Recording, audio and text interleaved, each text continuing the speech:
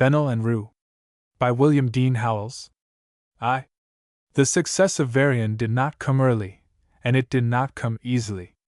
He had been trying a long time to get his work into the best magazines, and when he had won the favor of the editors, whose interest he had perhaps had from the beginning, it might be said that they began to accept his work from their consciences, because in its way it was so good that they could not justly refuse it.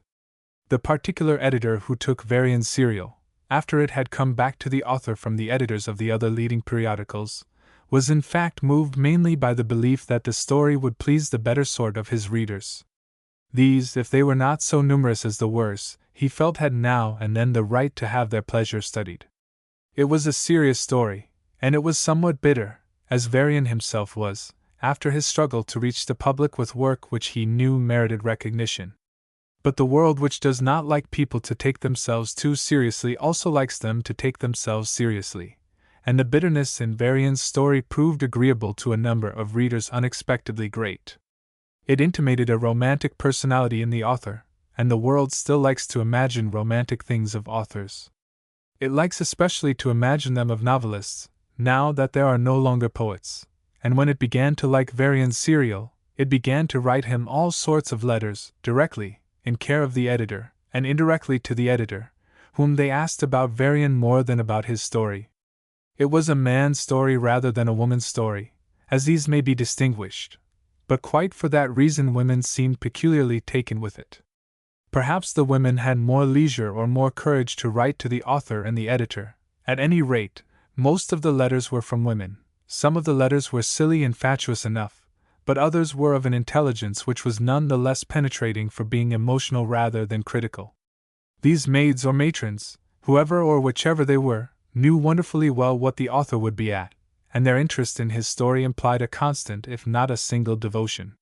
Now and then Varian was tempted to answer one of them, and under favor of his mother, who had been his confidant at every point of his literary career, he yielded to the temptation.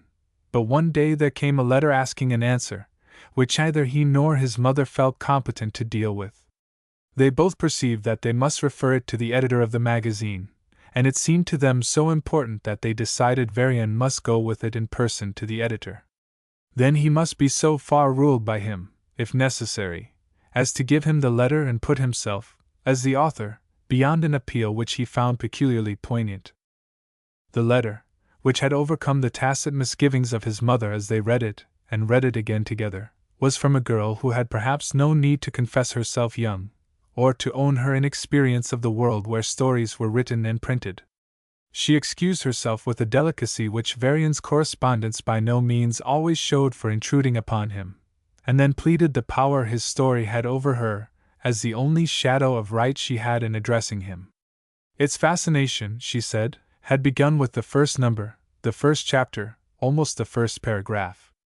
It was not for the plot that she cared. She had read too many stories to care for the plot. It was the problem involved.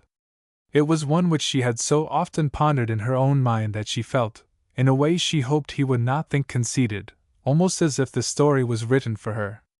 She had never been able to solve the problem. How he would solve it she did not see how she could wait to know, and here she made him a confidence without which, she said, she should not have the courage to go on.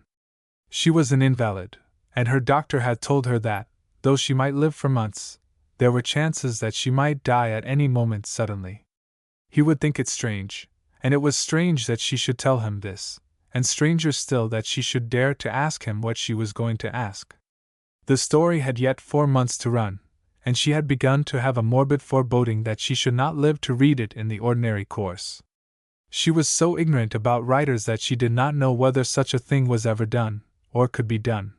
But if he could tell her how the story was to come out, he would be doing more for her than anything else that could be done for her on earth. She had read that sometimes authors began to print their serial stories before they had written them to the end, and he might not be sure of the end himself. But if he had finished this story of his, and could let her see the last pages in print, she would owe him the gratitude she could never express. The letter was written in an educated hand, and there were no foibles of form or excesses of fashion in the stationery to mar the character of sincerity the simple wording conveyed. The postal address, with the date, was fully given, and the name signed at the end was evidently genuine. Varian himself had no question of the genuineness of the letter in any respect. His mother, after her first misgivings, which were perhaps sensations, thought as he did about it. She said the story dealt so profoundly with the deepest things that it was no wonder a person, standing like that girl between life and death, should wish to know how the author solved its problem. Then she read the letter carefully over again, and again Varian read it, with an effect not different from that which its first perusal had made with him. His faith in his work was so great, so entire, that the notion of any other feeling about it was not admissible. "Of course," he said with a sigh of satisfaction, "I must show the letter to Armiger at once." "Of course," his mother replied. "He is the editor, and you must not do anything without his approval." The faith in the writer of the letter, which was primary with him, was secondary with her, but perhaps for that reason, she was all the more firmly grounded in it. 2. There was nothing to cloud the editor's judgment, when Varian came to him, except the fact that he was a poet as well as an editor. He read in a silence as great as the author's the letter which Varian submitted. Then he remained pondering it for as long a space before he said, "That is very touching." Varian jumped to his question. "Do you mean that we ought to send her the proofs of the story?" "No," the editor faltered, but even in this decision he did not deny the author his sympathy. "You've touched bottom in that story, Varian. You may go higher, but you can never go deeper." Varian flushed a little. "Oh, thank you. I'm not surprised the girl wants to know how you manage your problem. Such a girl, standing in the shadow of the other world, which is always eclipsing this, and seeing how you've caught its awful outline." Varian made a grateful murmur at the praise. "That is what my mother felt." "Then you have no doubt of the good faith?" "No," the editor returned, with the same quantity, if not the same quality, of reluctance as before. "You see, it would be too daring." "Then why not let her have the proofs? The thing is so unprecedented. Our doing it needn't form a precedent." "No. And if you've no doubt of its being a true case, we must prove that it is, or rather, we must make her prove it. I quite feel with you about it. If I were to act upon my own impulse, my own convictions, I should send her the rest of the story and take the chances. But she may be an enterprising journalist in disguise. It's astonishing what women will do when they take to newspaper work, and we have no right to risk anything, for the magazine's sake, if not yours and mine. Will you leave this letter with me? I expected to leave the whole affair in your hands. Do you mind telling me what you propose to do? Of course, it won't be anything abrupt." "Oh no, and I don't mind telling you what has occurred to me. If this is a true case, as you say, and I've no question but it is, the writer will be on confidential terms with her pastor as well as her doctor, and I propose asking her to get him to certify, in any sort of general terms, to her identity. I will treat the matter delicately, or if you prefer to write to her yourself." "Oh no, it's much better for you to do it. You can do it authoritatively." "Yes, and if she isn't the real thing, but merely a woman journalist trying to work us for a story in her Sunday edition, we shall hear no more from her." "I don't see anything to object to in your plan," Varian said upon reflection. "She certainly can't complain of our being cautious." "No, and she won't. I shall have to refer the matter to the House." "Oh, will you?" "Why, certainly. I couldn't take a step like that without the approval of the House." "No," Varian assented, and he made a note of the writer's address from the letter. Then, after a moment spent in looking hard at the letter, he gave it back to the editor and went abruptly away. He had proof, the next morning, that the editor had acted promptly, at least so far as regarded the House. The House had approved his plan, if one could trust the romantic paragraph which Varian found in his paper at breakfast, exploiting the fact concerned as one of the interesting evidences of the hold his serial had got with the magazine readers. He recognized in the paragraph the touch of the good fellow who prepared the weekly bulletins of the House, and offered the press literary intelligence in a form ready for immediate use. The case was fairly stated, but the privacy of the author's correspondent was perfectly guarded. It was not even made known that she was a woman. Yet Varian felt, in reading the paragraph, a shock of guilty dismay, as if he had betrayed a confidence reposed in him, and he handed the paper across the table to his mother with rather a sick look. After his return from the magazine office the day before, there had been a good deal of talk between them about that girl. Mrs. Varian had agreed with him that no more interesting event could have happened to an author, but she had tried to keep him from taking it too personally, and from making himself mischievous allusions from it. She had since slept upon her anxieties, with the effect of finding them more vivid at waking, and she had been casting about for an opening to penetrate him with them, when fortune put this paragraph in her way. "Isn't it disgusting?" he asked. "I don't see how Armiger could let them do it. I hope to heaven she'll never see it." His mother looked up from the paragraph and asked, "Why? What would she think of me?" "I don't know. She might have expected something of the kind." "How expect something of the kind? Am I one of the self-advertisers?" "Well, she must have realized that she was doing rather a bold thing." "Bold?" "Venturesome." Mrs. Varian compromised to the kindling anger in her son's eyes. "I don't understand you, Mother. I thought you agreed with me about the writer of that letter, her sincerity, simplicity." "Sincerity, yes. But simplicity, Philip, a thoroughly single-minded girl never wrote that letter. You can't feel such a thing as I do. A man couldn't.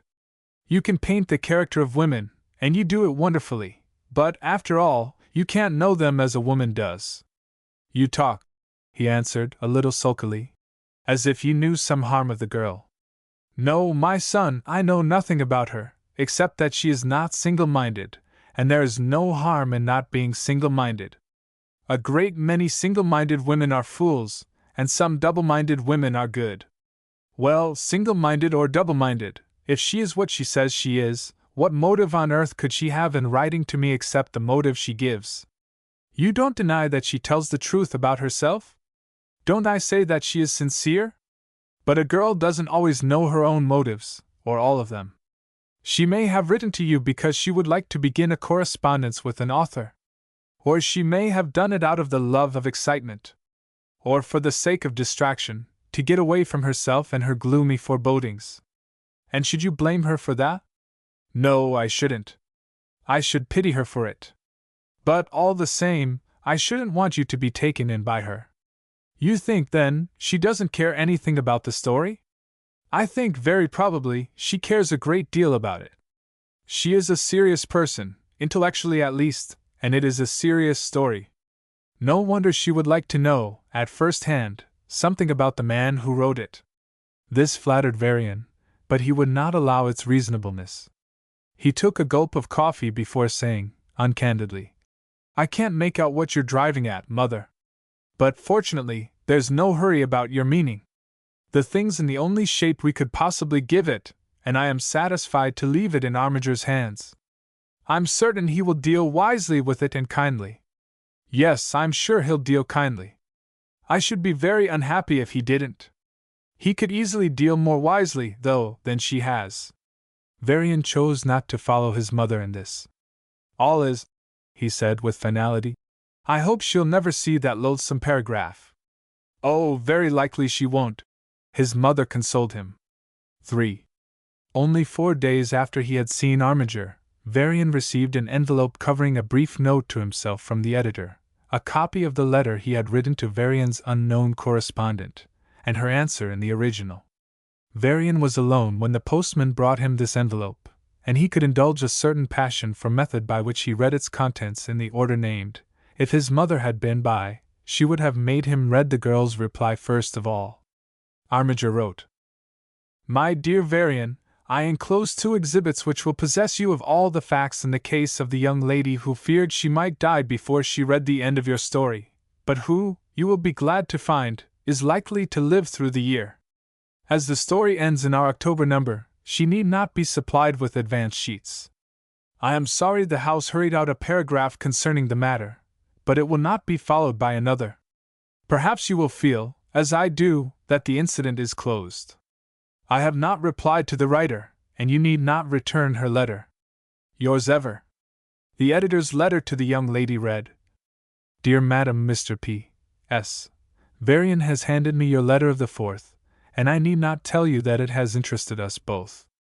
I am almost as much gratified as he by the testimony your request bears to the importance of his work, and if I could have acted upon my instant feeling I should have had no hesitation in granting it, though it is so very unusual as to be, in my experience as an editor, unprecedented. I am sure that you would not have made it so frankly if you had not been prepared to guard and return any confidence placed in you. But you will realize that as you are quite unknown to us, we should not be justified in taking a step so unusual as you propose without having some guarantee besides that which Mr. Varian and I both feel from the character of your letter. Simply, then, for purposes of identification, as the phrase is, I must beg you to ask the pastor of your church, or, better still, your family physician, to write you a line saying that he knows you, as a sort of letter of introduction to me. Then I will send you the advance proofs of Mr. Varian's story. You may like to address me personally in the care of the magazine, and not as the editor. The editor's letter was dated the 6th of the month. The answer, dated the 8th, betrayed the anxious haste of the writer in replying, and it was not her fault if what she wrote came to Varian when he was no longer able to do justice to her confession. Under the address given in her first letter she now began, in a hand into which a kindlier eye might have read a pathetic perturbation. Dear Sir, I have something awful to tell you. I might write pages without making you think better of me, and I will let you think the worst at once. I am not what I pretended to be. I wrote to Mr. Varian saying what I did, and asking to see the rest of his story on the impulse of the moment. I had been reading it, for I think it is perfectly fascinating, and a friend of mine, another girl, and I got together trying to guess how he would end it, and we began to dare each other to write to him and ask. At first we did not dream of doing such a thing, but we went on, and just for the fun of it we drew lots to see which should write to him. The lot fell to me, but we composed that letter together, and we put in about my dying for a joke. We never intended to send it, but then one thing led to another, and I signed it with my real name and we sent it. We did not really expect to hear anything from it, for we supposed he must get lots of letters about his story and never paid any attention to them. We did not realize what we had done till I got your letter yesterday. Then we saw it all, and ever since we have been trying to think what to do, and I do not believe either of us has slept a moment. We have come to the conclusion that there was only one thing we could do, and that was to tell you just exactly how it happened and take the consequences. But there is no reason why more than one person should be brought into it, and so I will not let my friend sign this letter with me, but I will put my own name alone to it. You may not think it is my real name, but it is. You can find out by writing to the postmaster here. I do not know whether you will publish it as a fraud for the warning of others, but I shall not blame you if you do.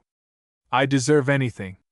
If Varian had been an older man, life might have supplied him with the means of judging the writer of this letter. But his experience as an author had not been very great, and such as it was, it had hardened and sharpened him. There was nothing wild or whirling in his mood, but in the deadly hurt which had been inflicted upon his vanity he coldly and carefully studied what deadlier hurt he might inflict again. He was of the crueler intent because he had not known how much of personal vanity there was in the seriousness with which he took himself and his work. He had supposed that he was respecting his ethics and aesthetics, his ideal of conduct and of art, but now it was brought home to him that he was swollen with the conceit of his own performance, and that, however well others thought of it, his own thought of it far outran their will to honor it. He wished to revenge himself for this consciousness as well as the offense offered him. Of the two, the consciousness was the more disagreeable. His mother, dressed for the street, came in where he sat quiet at his desk, with the editor's letters and the girl's before him, and he mutely referred them to her with a hand lifted over his shoulder. She read them, and then she said, "This is hard to bear, Philip. I wish I could bear it for you, or at least with you, but I'm late for my engagement with Mrs. Alfred, as it is. No, I will telephone her I'm detained and we'll talk it over." "No, no! Not on any account. I'd rather think it out for myself. You couldn't help me. After all, it hasn't done me any harm. And you've had a great escape. And I won't say a word more now, but I'll be back soon, and then oh, I'm so sorry I'm going." Varian gave a laugh. "You couldn't do anything if you stayed, Mother. Do go." "Well," She looked at him, smoothing her muff with her hand a moment, and then she dropped a fond kiss on his cheek and obeyed him. 4. Varian still sat at his desk, thinking, with his burning face in his hands. It was covered with shame for what had happened to him, but his humiliation had no quality of pity in it. He must write to that girl, and write at once, and his sole hesitation was as to the form he should give his reply. He could not address her as Dear Miss Brown or as Dear Madam. Even Madam was not sharp and forbidding enough. Besides, Madam, alone or with the senseless prefix, was archaic, and Varian wished to be very modern with this most offensive instance of the latest girl. He decided upon dealing with her in the third person, and trusting to his literary skill to keep the form from clumsiness. He tried it in that form, and it was simply disgusting, the attitude stiff and swelling, and the diction affected and unnatural. With a quick reversion to the impossible first type, he recast his letter in what was now the only possible shape. He read and read again these lines, with only the sense of their insufficiency in doing the effect of the bitterness in his heart. If the letter was insulting, it was by no means as insulting as he would have liked to make it. Whether it would be wounding enough was something that depended upon the person whom he wished to wound. All that was proud and vain and cruel in him surged up at the thought of the trick that had been played upon him, and all that was sweet and kind and gentle in him, when he believed the trick was a genuine appeal, turned to their counter qualities. Yet, feeble and inadequate as his letter was, he knew that he could not do more or worse by trying, and he so much feared that by waiting he might do less and better that he hurried it into the post at once. If his mother had been at hand he would have shown it her, though he might not have been ruled by her judgment of it. He was glad that she was not with him, for either she would have had her opinion of what would be more telling, or she would have insisted upon his delaying any sort of reply, and he could not endure the thought of difference or delay. He asked himself whether he should let her see the rough first draft of his letter or not, and he decided that he would not. But when she came into his study on her return he showed it her. She read it in silence, and then she seemed to temporize in asking, "Where are her 2 letters? I've sent them back with the answer." His mother let the paper drop from her hands. "Philip! You haven't sent this." "Yes, I have. It wasn't what I wanted to make it, but I wished to get the detestable experience out of my mind, and it was the best I could do at the moment. Don't you like it?" "Oh." She seemed beginning to say something, but without saying anything she took the fallen leaf up and read it again. "Well?" he demanded with impatience. "Oh, you may have been right. I hope you've not been wrong. Mother! She deserved the severest things you could say, and yet— Well? Perhaps she was punished enough already." "What do you mean? I don't like your being vindictive." "Vindictive? Being so terribly just, then," she added, at his blank stare. "This is killing, Philip." He gave a bitter laugh. "I don't think it will kill her. She isn't that kind. She's a girl," his mother said, with a kind of sad absence. "But not a single-minded girl, you warned me. I wish I could have taken your warning. It would have saved me from playing the fool before myself and giving myself away to Armiger, and letting him give himself away. I don't think Miss Brown will suffer much before she dies. She will get together, as she calls it, with that other girl and have a real good time over it. You know the village type and the village conditions, where the vulgar ignorance of any larger world is so thick you could cut it with a knife. Don't be troubled by my vindictiveness or my justice, Mother. I begin to think I have done justice and not fallen short of it, as I was afraid." Mrs. Varian sighed, and again she gave his letter back to her son. "Perhaps you are right, Philip. She is probably so tough as not to feel it very painfully. She's not so tough, but she'll be very glad to get out of it so lightly. She has had a useful scare, and I've done her a favor in making the scare a sharp one. I suppose," Varian mused, "that she thinks I've kept copies of her letters." "Yes." "Why didn't you?" his mother asked. Varian laughed, only a little less bitterly than before. "I shall begin to believe you're all alike, Mother. I didn't keep copies of her letters because I wanted to get her and her letters out of my mind, finally and forever. Besides, I didn't choose. to emulate her duplicity by any sort of dissimulation. "I see what you mean," his mother said. "And of course, you have taken the only honorable way." Then they were both silent for a time, thinking their several thoughts. Varian broke the silence to say, "I wish I knew what sort of other girl it was that she got together with." "Why?" "Because she wrote a more cultivated letter than this magnanimous creature who takes all the blame to herself." "Then you don't believe they're both the same?" "They are both the same in stationery and chirography, but not in literature." "I hope you won't get to thinking about her then," his mother entreated, intelligibly but not definitely. "Not seriously," Varian reassured her. "I've had my medicine." The continuity is so much the lesson of experience that in the course of a life by no means long it becomes the instinctive expectation. The event that has happened will happen again.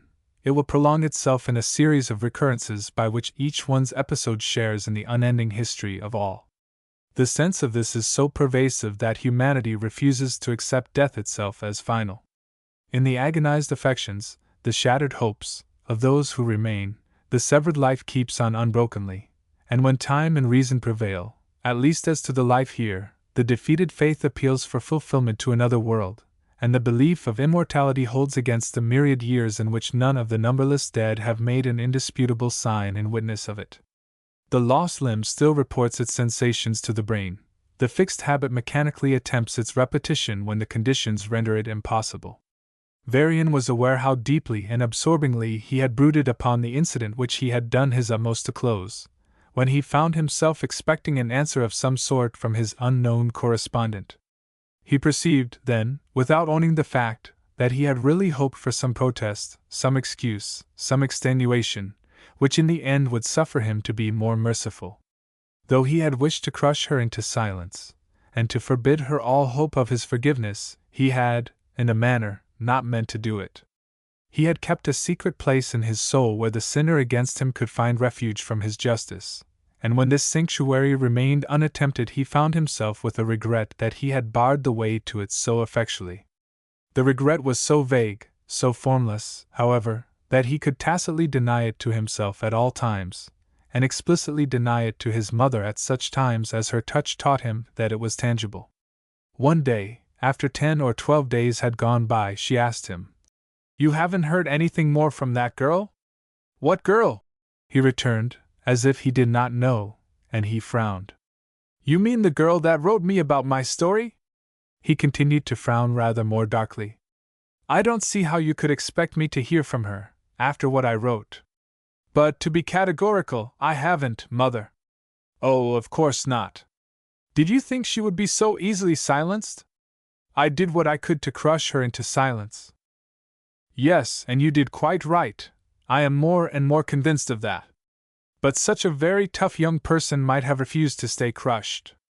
She might very naturally have got herself into shape again and smoothed out the creases, at least so far to try some further defense. It seems that she hasn't," Varian said still darkly, but not so frowningly. "I should have fancied," his mother suggested, "that if she had wanted to open a correspondence with you, if that was her original object, she would not have let it drop so easily." "Has she let it drop easily?" "I thought I had left her no possible chance of resuming it." "That is true," his mother said, and for the time she said no more about the matter.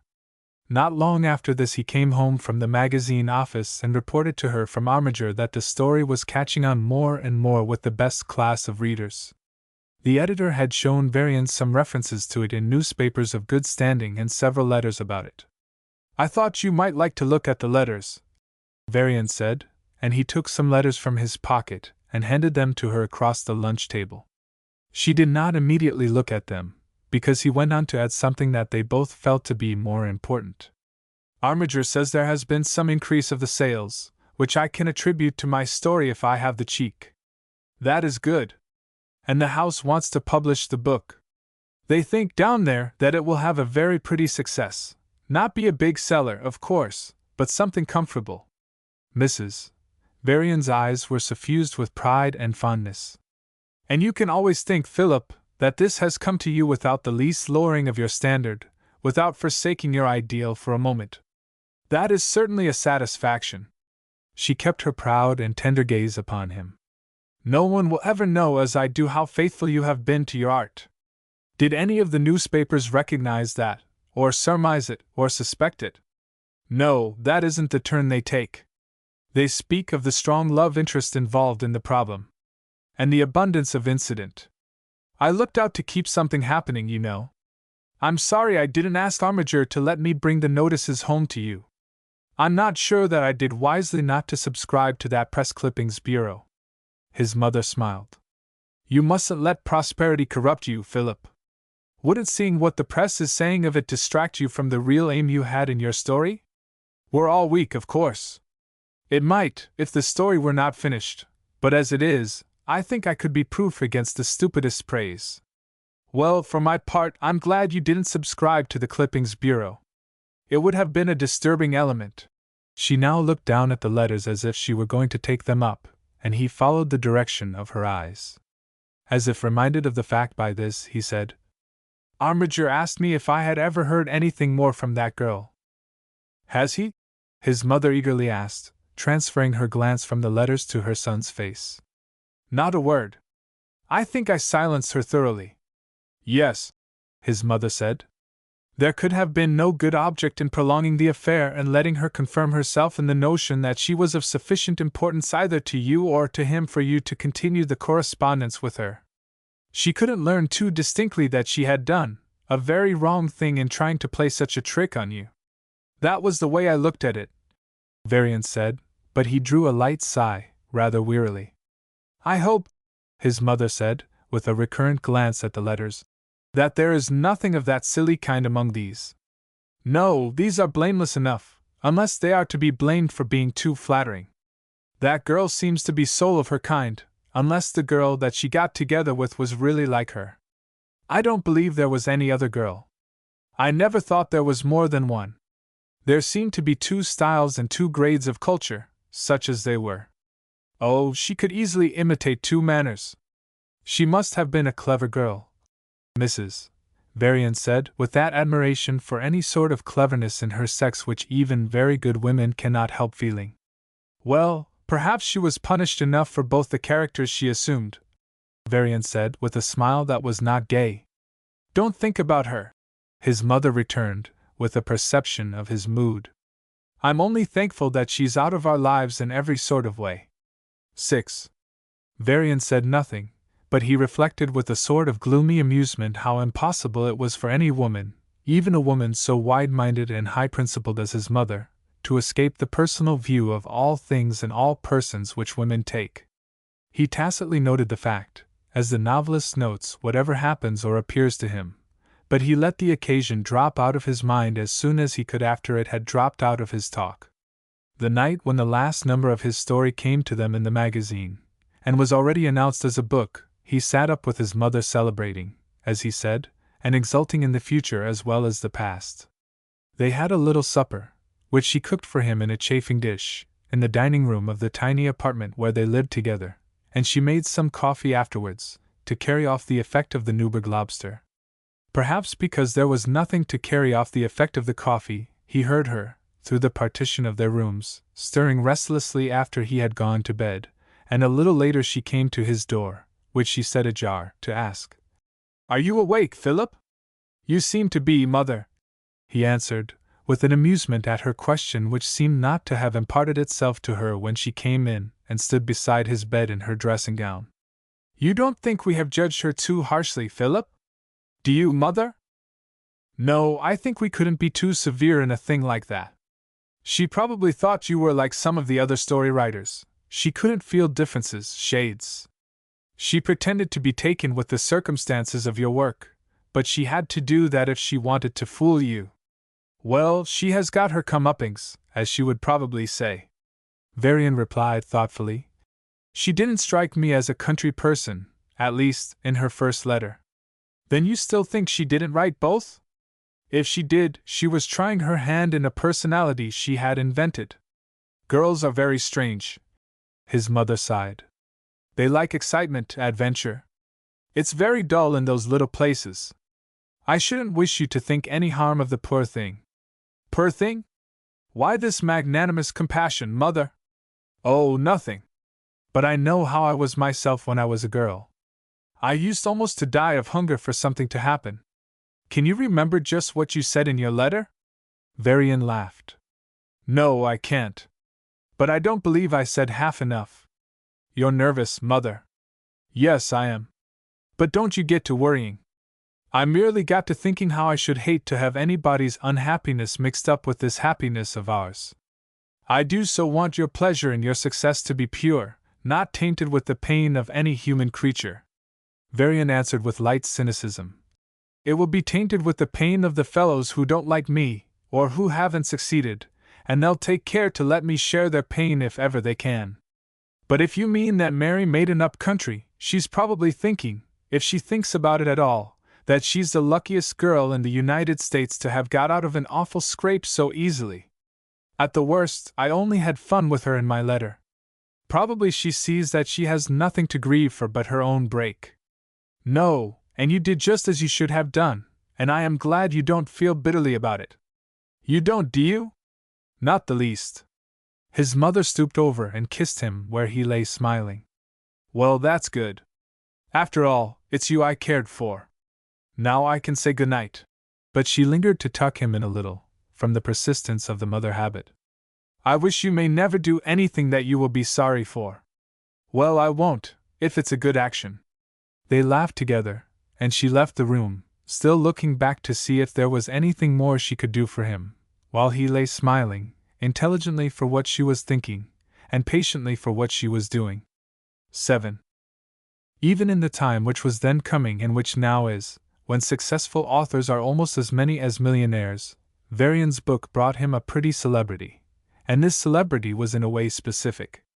It related to the quality of his work, which was quietly artistic and psychological, whatever liveliness of incident it uttered on the surface. He belonged to the good school which is of no fashion and of every time, far both from actuality and unreality, and his recognition came from people whose recognition was worth having. With this came the wider notice which was not worth having, like the notice of Mrs. Westangle, since so well known to society reporters as a society woman, which could not be called recognition of him, because it did not involve any knowledge of his book, not even its title. She did not read any sort of books, and she assimilated him by a sort of atmospheric sense. She was sure of nothing but the attention paid him in a certain very goodish house, by people whom she heard talking in unintelligible but unmistakable praise, when she said casually, with a liquid glitter of her sweet, small eyes, I wish you would come down to my place, Mr. Varian. I'm asking a few young people for Christmas week. Will you?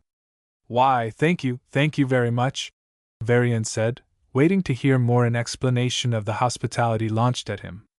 He had never seen Mrs. Westangle till then, or heard of her, and he had not the least notion where she lived. But she seemed to have social authority, though Varian, in looking round at his hostess and her daughter, who stood near, letting people take leave, learned nothing from their common smile. Mrs. Westangle had glided close to him, in the way she had of getting very near without apparently having advanced by steps, and she stood gleaming and twittering up at him. I shall send you a little note. I won't let you forget, she said. Then she suddenly shook hands with the ladies of the house and was flashingly gone.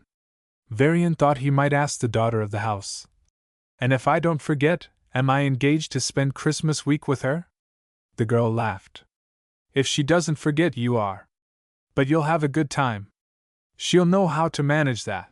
Other guests kept coming up to take leave, and Varian, who did not want to go just yet, was retired to the background, where the girl's voice, thrown over her shoulder at him, reached him in the words, as gay as if they were the best of the joke. It's on the Sound. The inference was that Mrs. Westangle's place was on the Sound, and that was all Varian knew about it till he got her little note. Mrs. Westangle knew how to write in a formless hand, but she did not know how to spell, and she had thought it best to have a secretary who could write well and spell correctly. Though, as far as literacy was concerned, she was such an almost incomparably ignorant woman, she had all the knowledge the best society wants. Or, if she found herself out of any, she went and bought some. She was able to buy almost anything. Varian thanked the secretary for remembering him, in the belief that he was directly thanking Mrs. Westangle, whose widespread consciousness his happiness in accepting did not immediately reach, and in the very large house party, which he duly joined under her roof, he was aware of losing distinctiveness almost to the point of losing identity. This did not quite happen on the way to Belford, for, when he went to take his seat in the drawing-room car, a girl in the chair fronting him put out her hand with the laugh of Miss Macroyd. "She did remember you!" she cried out. "How delightful! I don't see how she ever got onto you. She made the slang her own, in the first place, and she must have worked hard to be sure of you since." Varian hung up his coat and put his suitcase behind his chair, the porter having put it where he could not will himself vis-a-vis with the girl. "She took all the time there was," he answered.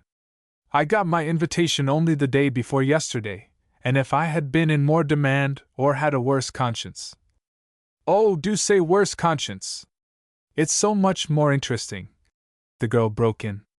"I shouldn't have the pleasure of going to see Sands with you now," he concluded, and she gave her laugh. "Do I understand that simply my growing fame wouldn't have prevailed with her?" Anything seemed to make Miss Macroyd laugh. "She couldn't have cared about that, and she wouldn't have known. You may be sure that it was a social question with her after the personal question was settled. She must have liked your looks." Again Miss Macroyd laughed. "On that side I'm invulnerable. It's only a literary vanity to be soothed or to be wounded that I have," Varian said. "Oh, there wouldn't be anything personal in her liking your looks. It would be merely deciding that personally you would do." Miss Macroyd laughed, as always, and Varian put on a mock seriousness in asking, "Then I needn't be serious if there should happen to be anything so Westangular as a Mr. Westangle?" "Not the least in the world." "But there is something?" "Oh, I believe so. But not probably at C. Sands." "Is that her house?" "Yes." Every other name had been used, and she couldn't say Sound Sands. "Then where would the Mr. Westangular part more probably be found?" "Oh, in Montana or Mesopotamia, or any of those places." "Don't you know about him? How ignorant literary people can be! Why, he was the Amalgamated Clothespin. You haven't heard of that?" She went on to tell him, with gay digressions, about the invention which enabled Westangle to buy up the other clothespins and merge them in his own, to become a commercial octopus, clutching the throats of other clothespin inventors in the tentacles of the Westangle pin. "But he isn't in clothespins now.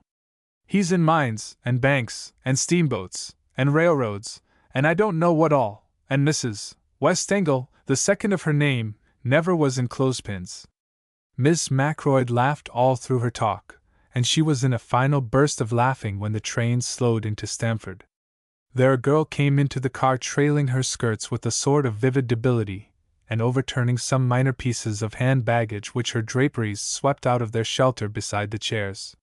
She had to take one of the seats which back against the wall of the stateroom, where she must face the whole length of the car. She sat weakly fallen back in the chair and motionless, as if almost unconscious. But after the train had begun to stir she started up, and with a quick flinging of her veil aside turned to look out of the window. In the flying instant Varian saw a colorless face with pinched and sunken eyes under a worn-looking forehead, and a withered mouth whose lips parted feebly.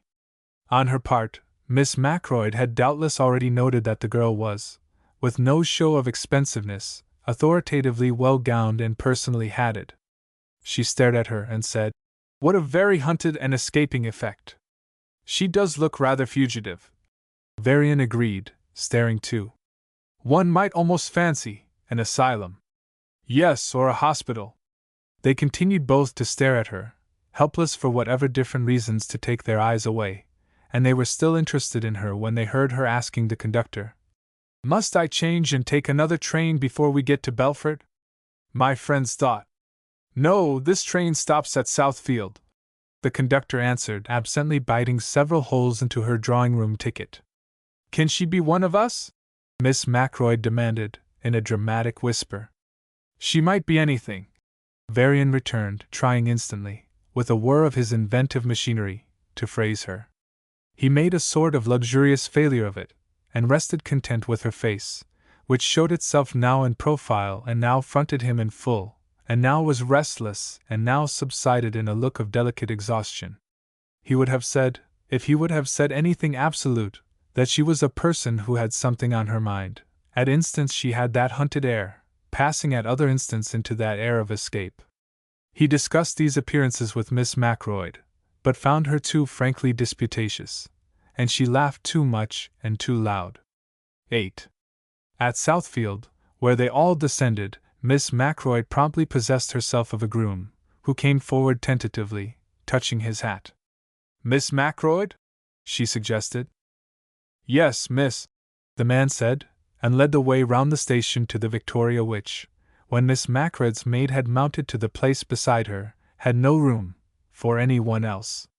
Varian accounted for her activity upon the theory of her quite justifiable wish not to arrive at Sea Sands with a young man whom she might then have the effect of having voluntarily come all the way with, and after 1 or 2 circuits of the station it was apparent to him that he was not to have been sent for from Mrs. Westangles, but to have been left to the chances of the local drivers and their vehicles. These were reduced to a single carryall and a frowsy horse whose rough winter coat recalled the aspect of his species in the period following the glacial epoch. The mud, as of a world thaw, encrusted the wheels and curtains of the carryall. Varian seized upon it, and then went into the waiting-room, where he had left his suitcase. He found the stranger there in parley with the young woman in the ticket office about a conveyance to Mrs. Westangles. It proved that he had secured not only the only thing of the sort, but the only present hope of any other, and in the hard case he could not hesitate with distress so interesting. It would have been brutal to drive off and leave that girl there, and it would have been a vulgar flourish to put the entire vehicle at her service. Besides, and perhaps above all, Varian had no idea of depriving himself of such a chance as Heaven seemed to offer him. He advanced with the delicacy of the highest-bred hero he could imagine, and said, "I am going to Mrs. Westangles, and I'm afraid I've got the only conveyance, such as it is. If you would let me offer you half of it? Mr. Varian," he added, at the light of acceptance instantly kindling in her face, which flushed thinly, as with an afterglow of invalidism. "Why, thank you, I'm afraid I must, Mr. Merriam." And Varian was aware of being vexed at her failure to catch his name. The name of Varian ought to have been unmistakable. "The young lady in the office says there won't be another, and I'm expected promptly," she added, with a little tremor of the lip. "I don't understand why Mrs. Westangle—" But then she stopped. Varian interpreted for her. "The seahorses must have given out at Sea Sands. Or probably there's some mistake." And he reflected bitterly upon the selfishness of Miss Macroyd in grabbing that Victoria for herself and her maid, not considering that she could not know, and has no business to ask, whether this girl was going to Mrs. Westangles, too. "Have you a check?" he asked. "I think our driver could find room for something besides my valise. Or I could have it come." "Not at all," the girl said. "I sent my trunk ahead by express." A frowsy man, to match the frowsy horse, looked in impatiently. "Any other baggage?" "No," Varian answered, and he led the way out after the vanishing driver. "Our chariot is back here in hiding, miss." "Surely," she said, and trailed before him through the door he opened. He felt that he did not do it as a man of the world would have done it, and in putting her into the ramshackle carryall he knew that he had not the grace of the sort of man who does nothing else. But Miss Shirley seemed to have grace enough, of a feeble and broken sort, for both, and he resolved to supply his own lack with sincerity. He therefore set his jaw firmly, and made its upper angles jut sharply through his clean-shaven cheeks. It was well that Miss Shirley had some beauty to spare, too, for Varian had scarcely enough for himself. Such distinction as he had was from a sort of intellectual tenseness which showed rather in the gaunt forms of his face than in the grey eyes, heavily lashed above and below, and looking serious but dull with their rank, black brows. He was chewing a cud of bitterness in the accusal he made himself of having forced Miss Shirley to give her name, but with that interesting personality at his side, under the same tattered and ill-scented Japanese goatskin, he could not refuse to be glad, with all his self-blame. "I'm afraid it's rather a long drive for you, Miss Shirley," he ventured, with a glance at her face, which looked very little under her hat. "The driver says it's 5 miles round through the marshes." "Oh, I shall not mind," she said courageously, if not cheerfully, and he did not feel authorized further to recognize the fact that she was an invalid, or at best a convalescent. "These wintry tree forms are fine, though." He found himself obliged to conclude his apology, rather irrelevantly, as the wheels of the rattling and tilting carry all crunched the surface of the road in the succession of jerks responding to the alternate walk and gallop of the horse. "Yes, they are," Miss Shirley answered, looking around with a certain surprise, as if seeing them now for the first time. "So much variety of color, and that burnished look that some of them have." The trees, far and near, were giving their tones and lusters in the low December sun. "Yes," he said, "it's decidedly more refined than the autumnal coloring we brag of." "It is," she approved, as with novel conviction. "The landscape is really beautiful. So nice and flat," she added. He took her intention, and he said, as he craned his neck out of the carryall to include the nearer roadside stretches, with their low bushes lifting into remoter trees, "It's restful in a way that neither the mountains nor the sea quite manage." "Oh, yes," she sighed, with a kind of weariness which explained itself in what she added. "It's the kind of thing you'd like to have keep on and on." She seemed to say that more to herself than to him, and his eyes questioned her. She smiled slightly in explaining. "I suppose I find it all the more beautiful because this is my first real look into the world after 6 months indoors." "Oh," he said, and there was no doubt a prompting in his tone. She smiled still. "Sick people are terribly egotistical, and I suppose it's my conceit of having been the center of the universe so lately that makes me mention it." And here she laughed a little at herself, showing a charming little peculiarity in the catch of her upper lip on her teeth. "But this is divine, this air and this sight." She put her head out of her side of the carryall, and drank them in with her lungs and eyes. When she leaned back again on the seat she said, "I can't get enough of it." "But isn't this old rattletrap rather too rough for you?" he asked. "Oh no," she said, visiting him with a furtive turn of her eyes. "It's quite ideally what invalids in easy circumstances are advised to take carriage exercise." "Yes, it's certainly carriage exercise," Varian admitted in the same spirit, if it was a drolling spirit. He could not help being amused by the situation in which they had been brought together, through the vigorous promptitude of Miss Macroyd in making the Victoria her own, and the easy indifference of Mrs. Westangle as to how they should get to her house. If he had been alone he might have felt the indifference as a slight, but as it was he felt it rather a favor. If Miss Shirley was feeling it a slight, she was too secret or too sweet to let it be known, and he thought that was nice of her. Still, he believed he might recognize the fact without deepening a possible hurt of hers, and he added, with no apparent relevance, "If Mrs. Westangle was not looking for us on this train, she will find that it is the unexpected which happens." "We are certainly going to happen," the girl said, with an acceptance of the plural which deepened the intimacy of the situation, and which was not displeasing to Varian when she added, "if our friend's vehicle holds out." Then she turned her face full upon him, with what affected him as austere resolution, in continuing, "But I can't let you suppose that you're conveying a society person, or something of that sort, to Mrs. Westangle's."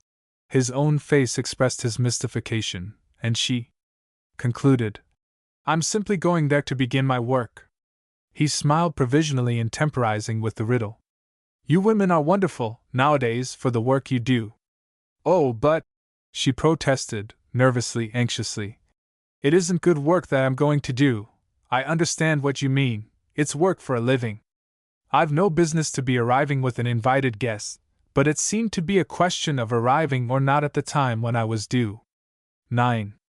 Varian stared at her now from a visage that was an entire blank, though behind it conjecture was busy, and he was asking himself whether his companion was some new kind of hairdresser, or uncommonly cultivated manicure, or a nursery governess obeying a hurry call to take a place in Mrs. Westangle's household, or some sort of amateur housekeeper arriving to supplant a professional. But he said nothing. Miss Shirley said, with a distress which was genuine, though he perceived a trace of amusement in it too, I see that I will have to go on. Oh, do! He made out to utter. I am going to Mrs. Westangle's as a sort of mistress of the revels. The business is so new that it hasn't got its name yet, but if I fail it won't need any. I invented it on a hint I got from a girl who undertakes the floral decorations for parties. I didn't see why someone shouldn't furnish suggestions for amusements, as well as flowers. I was always rather lucky at that in my own at my father's. She pulled herself sharply up, as if danger lay that way. I got an introduction to Mrs. Westangle, and she's to let me try. I am going to her simply as part of the catering, and I'm not to have any recognition in the hospitalities. So it wasn't necessary for her to send for me at the station, except as a means of having me on the ground in good season. I have to thank you for that, and I thank you, she ended in a sigh. It's very interesting, Varian said, and he hoped he was not saying it in any ignoble way. He was very presently to learn.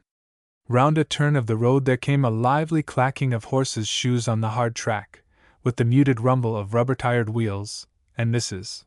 Westangle's Victoria dashed into view. The coachman had made a signal to Varian's driver, and the vehicles stopped side by side. The footman instantly came to the door of the carryall, touching his hat to Varian. Going to Mrs. Westangle's, sir? Yes. Mrs. Westangle's carriage. Going to the station for you, sir. Miss Shirley, Varian said. Will you change? Oh, no, she answered quickly. It's better for me to go on as I am. But the carriage was sent for you. You must. Varian interrupted to ask the footman. How far is it yet to Mrs. Westangle's? About a mile, sir. I think I won't change for such a short distance. I'll keep on as I am, Varian said, and he let the goatskin, which he had half lifted to free Miss Shirley for dismounting, fall back again. Go ahead, driver. She had been making several gasping efforts at speech, accompanied with entreating and protesting glances at Varian in the course of his brief colloquy with the footman. Now, as the carryall lurched forward again, and the Victoria wheeled and passed them on its way back, she caught her handkerchief to her face, and to Varian's dismay sobbed into it. He let her cry, as he must, in the distressful silence which he could not be the first to break. Besides, he did not know how she was taking it all till she suddenly withdrew her handkerchief and pulled down her veil. Then she spoke 3 heartbroken words. How could you? And he divined that he must have done wrong. What ought I to have done? He asked, with sullen humility. You ought to have taken the Victoria. How could I? You ought to have done it. I think you ought to have done it yourself, Miss Shirley, Varian said, feeling like the worm that turns. He added less resentfully, we ought both to have taken it. No, Mrs. Westangle might have felt very properly that it was presumptuous in me, whether I came alone in it or with you. Now we shall arrive together in this thing, and she will be mortified for you and vexed with me. She will blame me for it, and she will be right, for it would have been very well for me to drive up in a shabby station carryall, but an invited guest. No, indeed, she shall not blame you, Miss Shirley. I will make a point of taking the whole responsibility. I will tell her. Mr. Merriam, she cried in anguish. Will you please do nothing of the kind? Do you want to make bad worse? Leave the explaining altogether to me, please. Will you promise that? I will promise that, or anything, if you insist. Varian sulked. She instantly relented a little. You mustn't think me unreasonable. But I was determined to carry my undertaking through on business principles, and you have spoiled my chance. I know you meant it kindly, or, if not spoiled, made it more difficult. Don't think me ungrateful. Mr. Merriam. My name isn't Merriam. He resented, at last, a misnomer which had annoyed him from the first. Oh, I am so glad! Don't tell me what it is, she said, giving a laugh which had to go on a little before he recognized the hysterical quality in it. When she could check it, she explained. Now we are not even acquainted, and I can thank a stranger for the kindness you have shown me. I am truly grateful. Will you do me another favor? Yes, Varian assented, but he thought he had a right to ask, as though he had not promised. What is it? Not to speak of me to Mrs. Westangle unless she speaks of me first. That's simple. I don't know that I should have any right to speak of you. Oh, yes, you would. She will expect you, perhaps, to laugh about the little adventure, and I would rather she began the laughing. You have been so good. All right. But wouldn't my silence make it rather more awkward? I will take care of the awkwardness, thank you. And you promise? Yes, I promise. That is very good of you. She put her hand impulsively across the goatskin, and gave his, with which he took it in some surprise, a quick clasp. Then they were both silent, and they got out of the carryall under Mrs.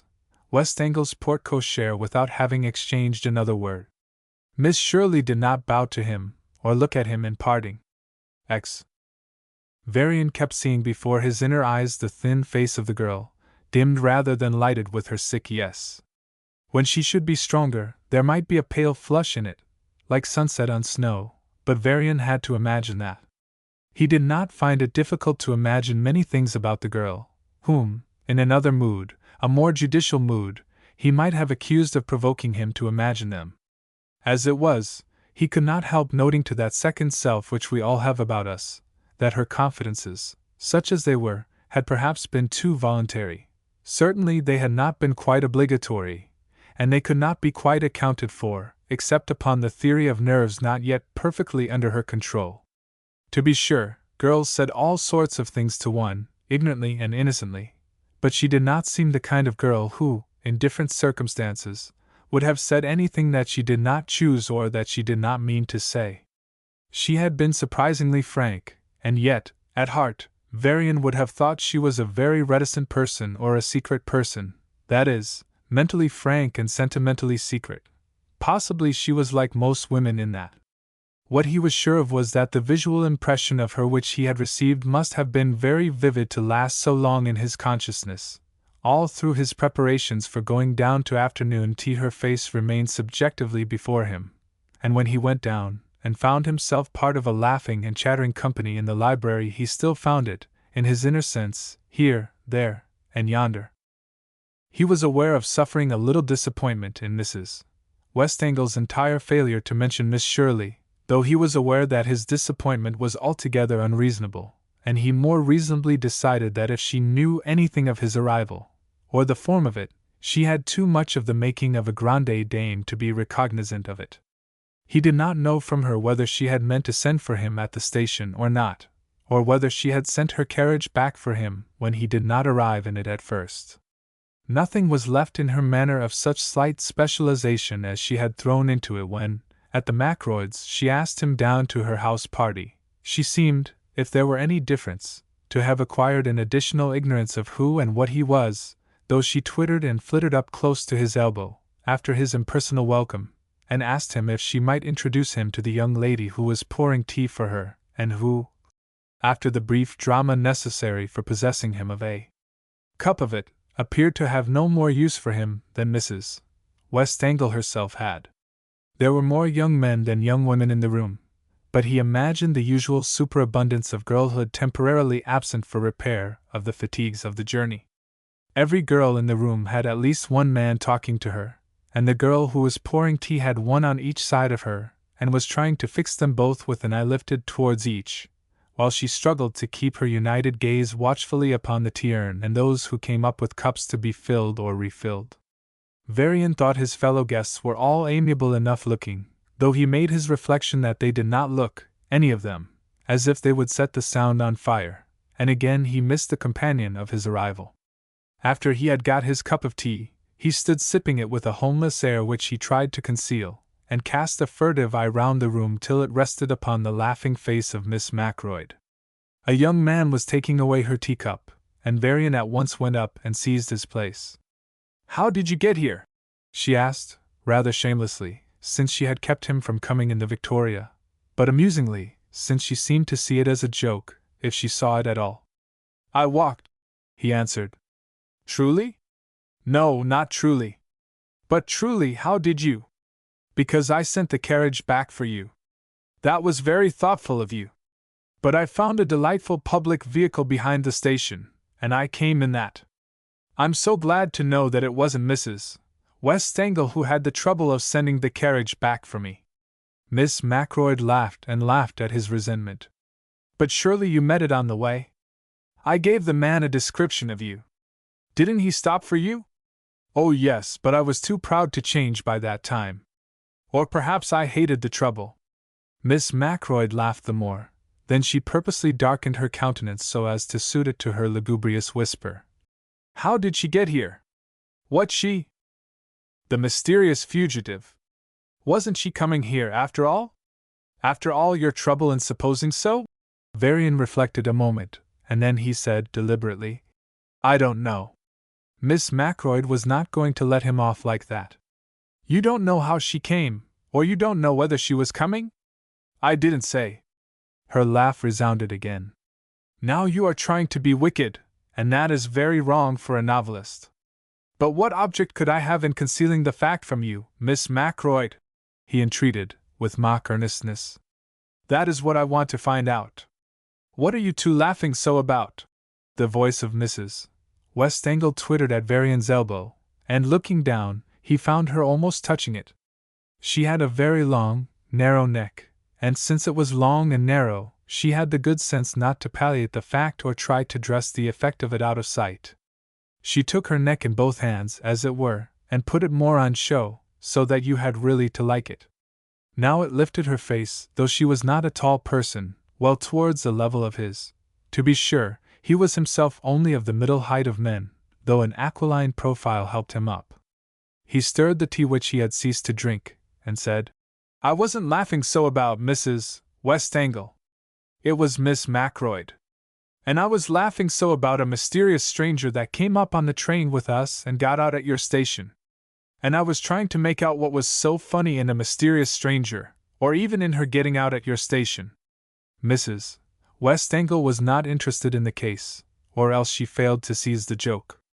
At any rate, she turned from them without further question and went away to another part of the room, where she semi-attached herself in like manner to another couple, and again left it for still another. This was possibly her idea of looking after her guests, but when she had looked after them a little longer in that way she left the room and let them look after themselves till dinner. Come, Mr. Varian, Miss Macroyd resumed. What is the secret? I'll never tell if you tell me. You won't if I don't. Now you are becoming merely trivial. You are ceasing even to be provoking. Miss Macroyd, in token of her displeasure, laughed no longer. Am I? He questioned, thoughtfully. Well, then, I am tempted to act upon impulse. Oh, do act upon impulse for once, she urged. I'm sure you'll enjoy it. Do you mean that I'm never impulsive? I don't think you look it. If you had seen me an hour ago, you would have said I was very impulsive. I think I may have exhausted myself in that direction, however. I feel the impulse failing me now. 11. His impulse really had failed him. It had been to tell Miss Macroyd about his adventure, and frankly trust her with it. He had liked her at several former meetings rather increasingly, because she had seemed open and honest beyond the most of women, but her piggish behavior at the station had been rather too open and honest, and the sense of this now opportunely intervened between him and the folly he was about to commit. Besides, he had no right to give Miss Shirley's part in his adventure away, and since the affair was more vitally hers than his, to take it at all out of her hands. The early falling dusk had favored an unnoticed advent for them, and there were other chances that had helped keep unknown their arrival together at Mrs. Westangle's in that squalid carryall, such as Miss Shirley's having managed instantly to slip indoors before the man came out for Varian's suitcase, and of her having got to her own appointed place long before there was any descent of the company to the afternoon tea. It was not for him now to undo all that and begin the laughing at the affair, which she had pathetically intimated that she would rather someone else should begin. He recoiled from his imprudence with a shock, but he had the pleasure of having mystified Miss Macroyd. He felt dismissal in the roving eye which she cast from him round the room, and he willingly let another young man replace him at her side. Yet he was not altogether satisfied. A certain meaner self that there was in him was not pleased with his relegation even merely in his own consciousness to the championship of a girl who was going to make her living in a sort of menial way. It had better be owned for him that, in his visions of literary glory, he had figured in social triumphs which, though vague, were resplendent with the glitter of smart circles. He had been so ignorant of such circles as to suppose they would have some use for him as a brilliant young author, and though he was outwearing this illusion, he still would not have liked a girl like Julia MacRoyd, whose family, if not smart, was at least chic, to know that he had come to the house with a professional mistress of the revels, until Miss Shirley should have approved herself chic, too. The notion of such an employment as hers was in itself chic, but the girl was merely a paid part of the entertainment, as yet, and had not risen above the hireling status. If she had sunk to that level from a higher rank it would be all right, but there was no evidence that she had ever been smart.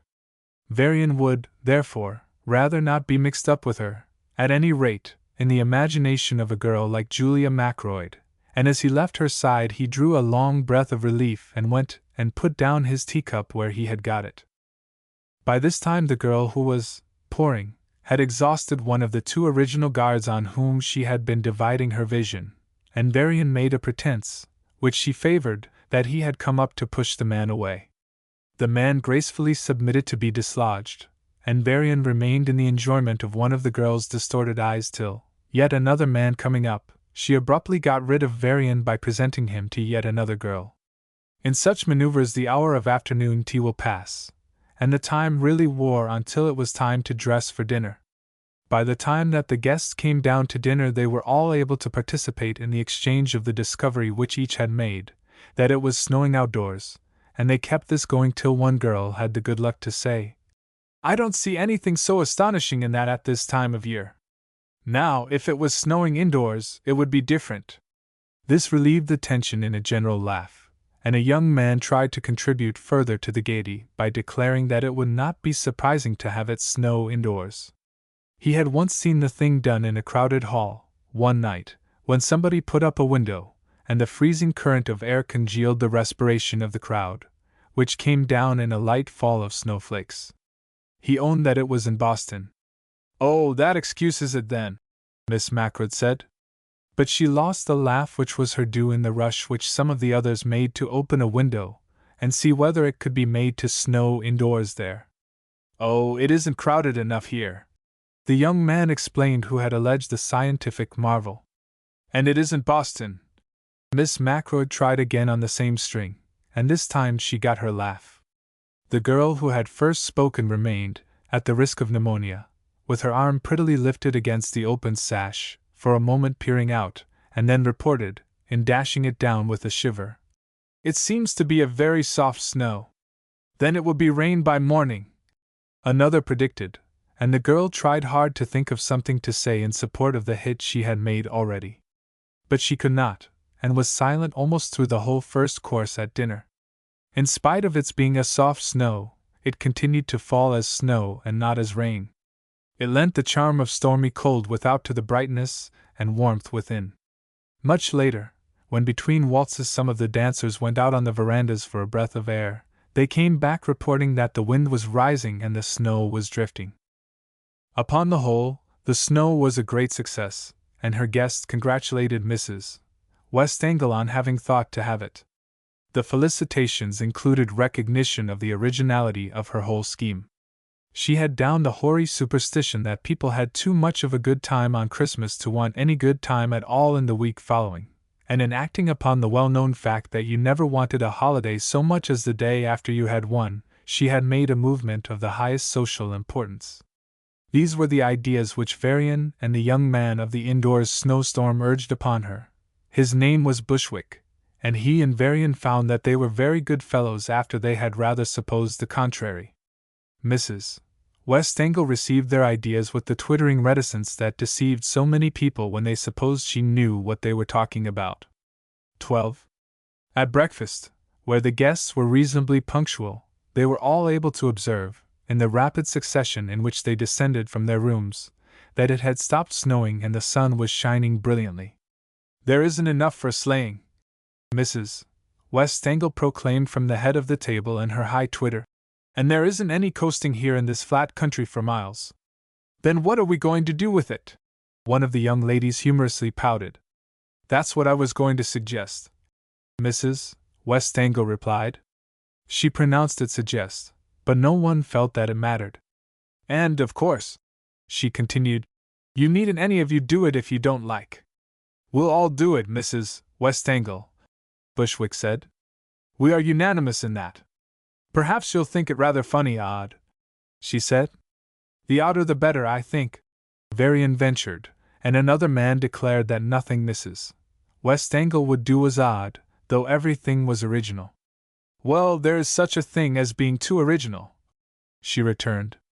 Then she turned her head aside and looked down at something beside her plate, and said, without lifting her eyes, you know that in the Middle Ages there used to be flower fights among the young nobility in Italy. The women held a tower, and the men attacked it with roses and flowers generally. Why, is this a speech? Miss Macroyd interrupted. A speech from the throne, yes, Bushwick solemnly corrected her. And she's got it written down, like a queen, haven't you, Mrs. Westangle? Yes, I thought it would be more respectful. She coming out, Bushwick said to Varian across the table. And if I got mixed up I could go back and straighten it, the hostess declared, with a good, humored candor that took the general fancy. And you could understand without so much explaining. We haven't got flowers enough at this season, she went on, looking down again at the paper beside her plate. But we happen to have plenty of snowballs, and the notion is to have the women occupy a snow tower and the men attack them with snowballs. Why, Bushwick said, this is the snow fort business of our boyhood. Let's go out and fortify the ladies at once. He appealed to Varian and made a feint of pushing his chair back. May we use water-soaked snowballs, or must they all be soft and harmless? He asked of Mrs. Westangle, who was now the center of a storm of applause and question from the whole table. She kept her head and referred again to her paper. The missiles of the assailants are to be very soft snowballs, hardly more than mere clots, so that nobody can be hurt in the assault, but the defenders may repel the assailants with harder snowballs. Oh, Miss Macroyd protested. This is consulting the weakness of our sex. In the fury of the onset we'll forget it. Varian reassured her. Do you think you really will, Mr. Varian? She asked. What is all our athletic training to go for if you do? Mrs. Westangle read on. The terms of capitulation can be arranged on the ground, whether the castle is carried or the assailing party are made prisoners by its defenders. Hopeless captivity in either case, Bushwick lamented. Isn't it rather academic? Miss Macroyd asked of Varian, in a low voice. I'm afraid rather, he owned. But why are you so serious? She pursued. Am I serious? He retorted, with a trace of exasperation, and she laughed. Their parley was quite lost in the clamor which raged up and down the table till Mrs. Westangle ended it by saying, There's no obligation on anyone to take part in the hostilities. There won't be any conscription, it's a free fight that will be open to everybody. She folded the paper she had been reading from and put it in her lap, in default of a pocket. She went on impromptu. You needn't trouble about building the fort, Mr. Bushwick. I've had the farmer and his men working at the castle since daybreak, and the ladies will find it all ready for them, when they're ready to defend it, down in the meadow beyond the edge of the birch lot. The battle won't begin till 11 o'clock. She rose, and the clamor rose again with her, and her guests crushed about her, demanding to be allowed at least to go and look at the castle immediately. One of the men's voices asked, May I be one of the defenders, Mrs. Westangle? I want to be on the winning side, sure. Oh, is this going to be a circus chariot race? Another lamented. No, indeed, a girl cried. It's to be the real thing. It fell to Varian, in the assortment of couples in which Mrs. Westangle's guests sallied out to view the proposed scene of action, to find himself, not too willingly, at Miss Macroyd's side. In his heart and in his mind he was defending the amusement which he instantly divined as no invention of Mrs. Westangle's, and both his heart and his mind misgave him about this first essay of Miss Shirley in her new enterprise. It was, as Miss Macroyd had suggested, academic, and at the same time it had a danger in it of being tombish. Golf, tennis, riding, boating, swimming, all the vigorous sports in which women now excel, were boldly athletic, and yet you could not feel quite that they were tombish. Was it because the bent of Miss Shirley was so academic that she was perilling upon tombishness without knowing it in this primal inspiration of hers? Inwardly he resented the word academic, although outwardly he had assented to it when Miss Macroyd proposed it. To be academic would be even more fatal to Miss Shirley's ambition than to be tombish, and he thought with pathos of that touch about the Italian nobility in the Middle Ages, and how little it could have moved the tough fancies of that crowd of well-groomed young people at the breakfast table when Mrs. Westangle brought it out with her ignorant acceptance of it as a social force. After all, Miss Macroyd was about the only one who could have felt it in the way it was meant, and she had chosen to smile at it. He wondered if possibly she could feel the secondary pathos of it as he did. But to make talk with her he merely asked, "Do you intend to take part in the fray?" "Not unless I can be one of the reserve corps that won't need to be brought up till it's all over. I've no idea of getting my hair down." "Ah," he sighed. "You think it's going to be rude. That is one of the chances. But you seem to be suffering about it, Mr. Varian," she said, and of course she laughed. "Who? I?" he returned, in the temptation to deny it. But he resisted. "I always suffer when there's anything silly happening, as if I were doing it myself. Don't you?" "No, thank you, I believe not. But perhaps you are doing this? One can't suppose Mrs. Westangle imagined it." "No, I can't plead guilty. But why isn't it predicable of Mrs. Westangle? You mustn't ask too much of me, Mr. Varian. Somehow, I won't say how, it's been imagined for her. She's heard of its being done somewhere. It can't be supposed she's read of it anywhere." "No, I dare say not." Miss Macroyd came out with a laugh. "I should like to know what she makes of you, Mr. Varian, when she is alone with herself. She must have looked you up and authenticated you in her own way, but it would be as far from your way as, well, say, the Milky Way. You don't think she asked me because she met me at your house? No, that wouldn't be enough, from her point of view. She means to go much further than we've ever got. Then a year from now she wouldn't ask me? It depends upon who asks you in the meantime. You might get to be a fad, and then she would feel that she would have to have you. You're not flattering me? Do you find it flattering? It isn't exactly my idea of the reward I've been working for. What shall I do to be a fad? Well, rather degrading stunts, if you mean in the smart set. Jump about on all fours and pick up a woman's umbrella with your teeth, and bark. Anything else would be easier for you among chic people, where your brilliancy would count." "Brilliancy? Oh, thank you. Go on. Now, a girl, if you were a girl." "Oh yes, if I were a girl. That will be so much more interesting. A girl," Miss Macroyd continued, "might do it by posing effectively for amateur photography. Or doing something original in dramatics or pantomimics or recitation, but very original, because chic people are critical. Or if she had a gift for getting up things that would show other girls off, or suggesting amusements, but that would be rather in the line of swell people, who are not good at getting up things and are glad of help." I see, Varian said eagerly. But he walked along looking down at the snow, and not meeting the laughing glance that Miss Macroyd cast at his face. "Well? I believe that's all," she said sharply. She added less sharply, "She couldn't afford to fail, though, at any point. The fad that fails is extinguished forever. Will these simple facts do for fiction? Or is it for somebody in real life you're asking, Mr. Varian?" "Oh, for fiction. And thank you very much."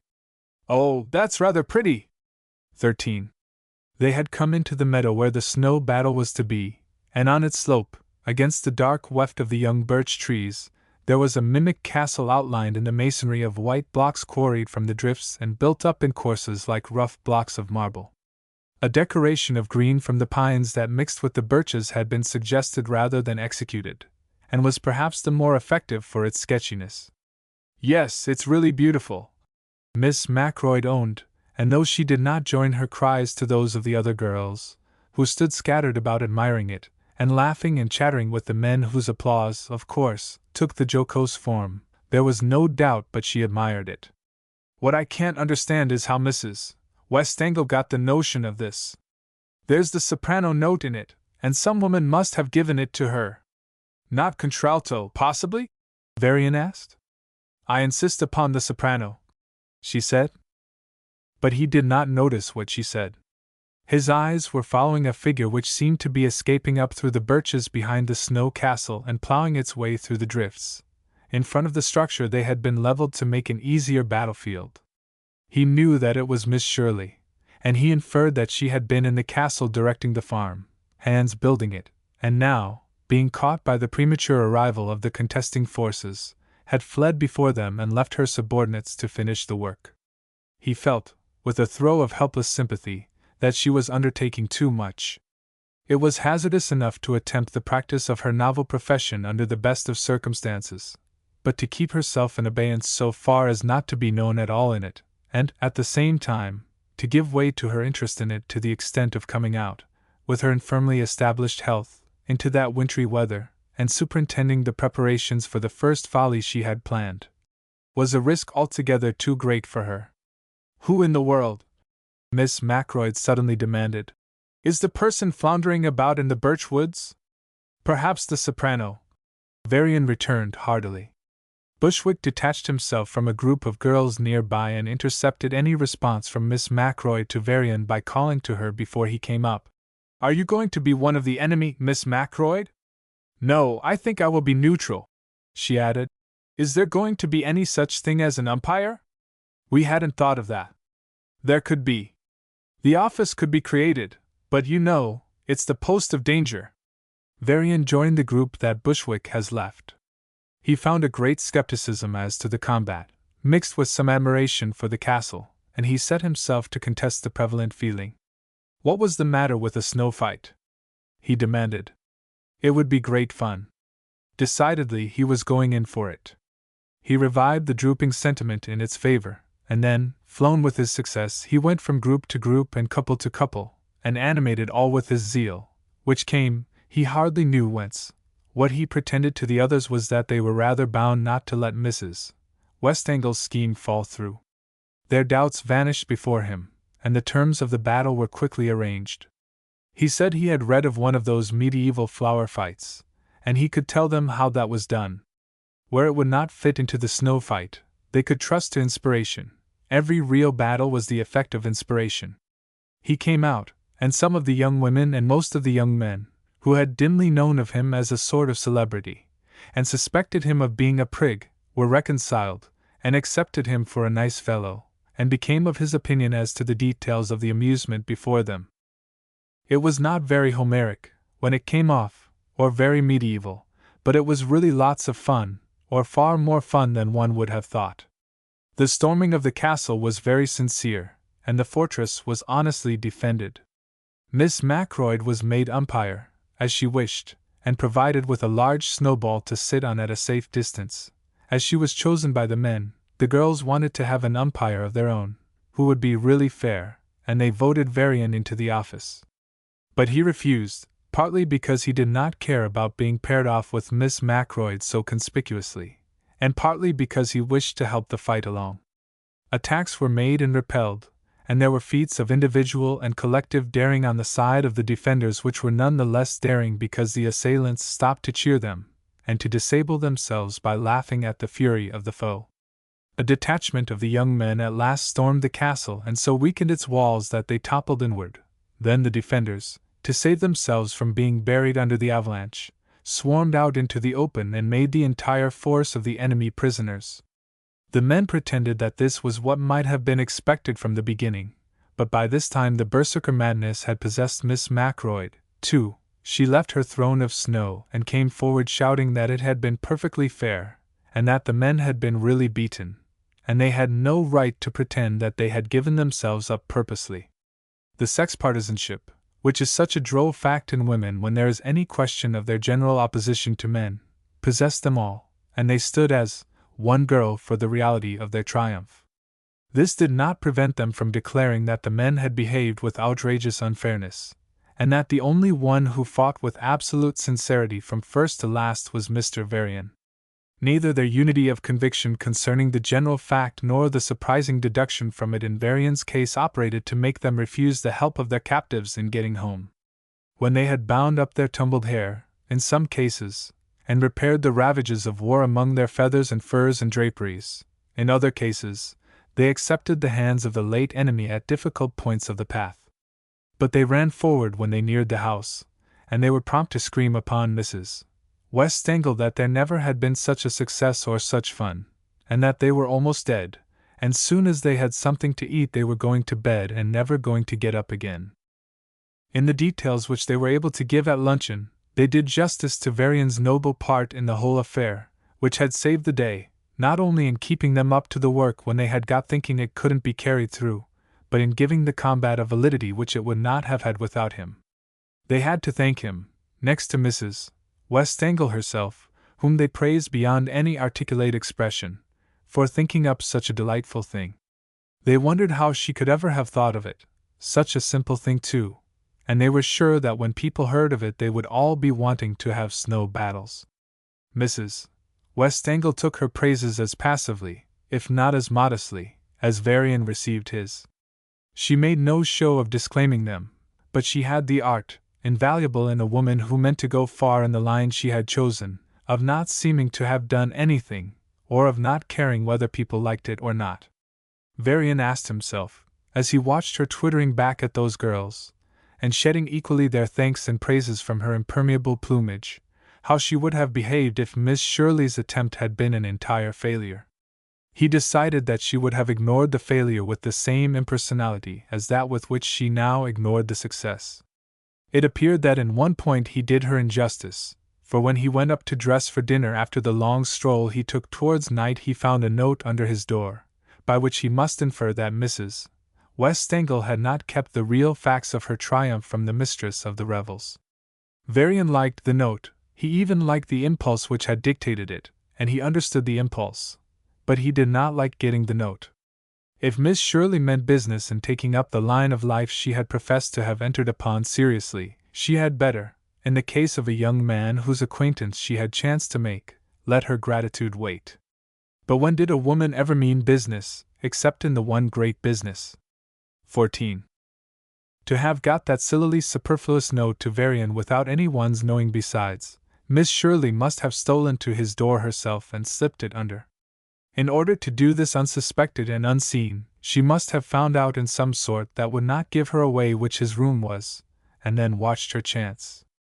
It all argued a pervasiveness in her, after such a brief sojourn in the house, and a mastery of finesse that he did not like though, he reflected, he was not authorized to like or dislike anything about her. He was 37 years old, and he had not lived through that time, with his mother at his elbow to suggest inferences from facts, without being versed in wiles which, even when they were honest, were always wiles, and in lures which, when they were of the most gossamer tenuity, were yet of texture close enough to make the man who blundered through them aware that they had been thrown across his path. He understood, of course, that they were sometimes helplessly thrown across it, and were mere expressions of abstract woman with relation to abstract man, but that did not change their nature. He did not abhor them, but he believed he knew them, and he believed now that he detected one of them in Miss Shirley's note. Of course, one could take another view of it.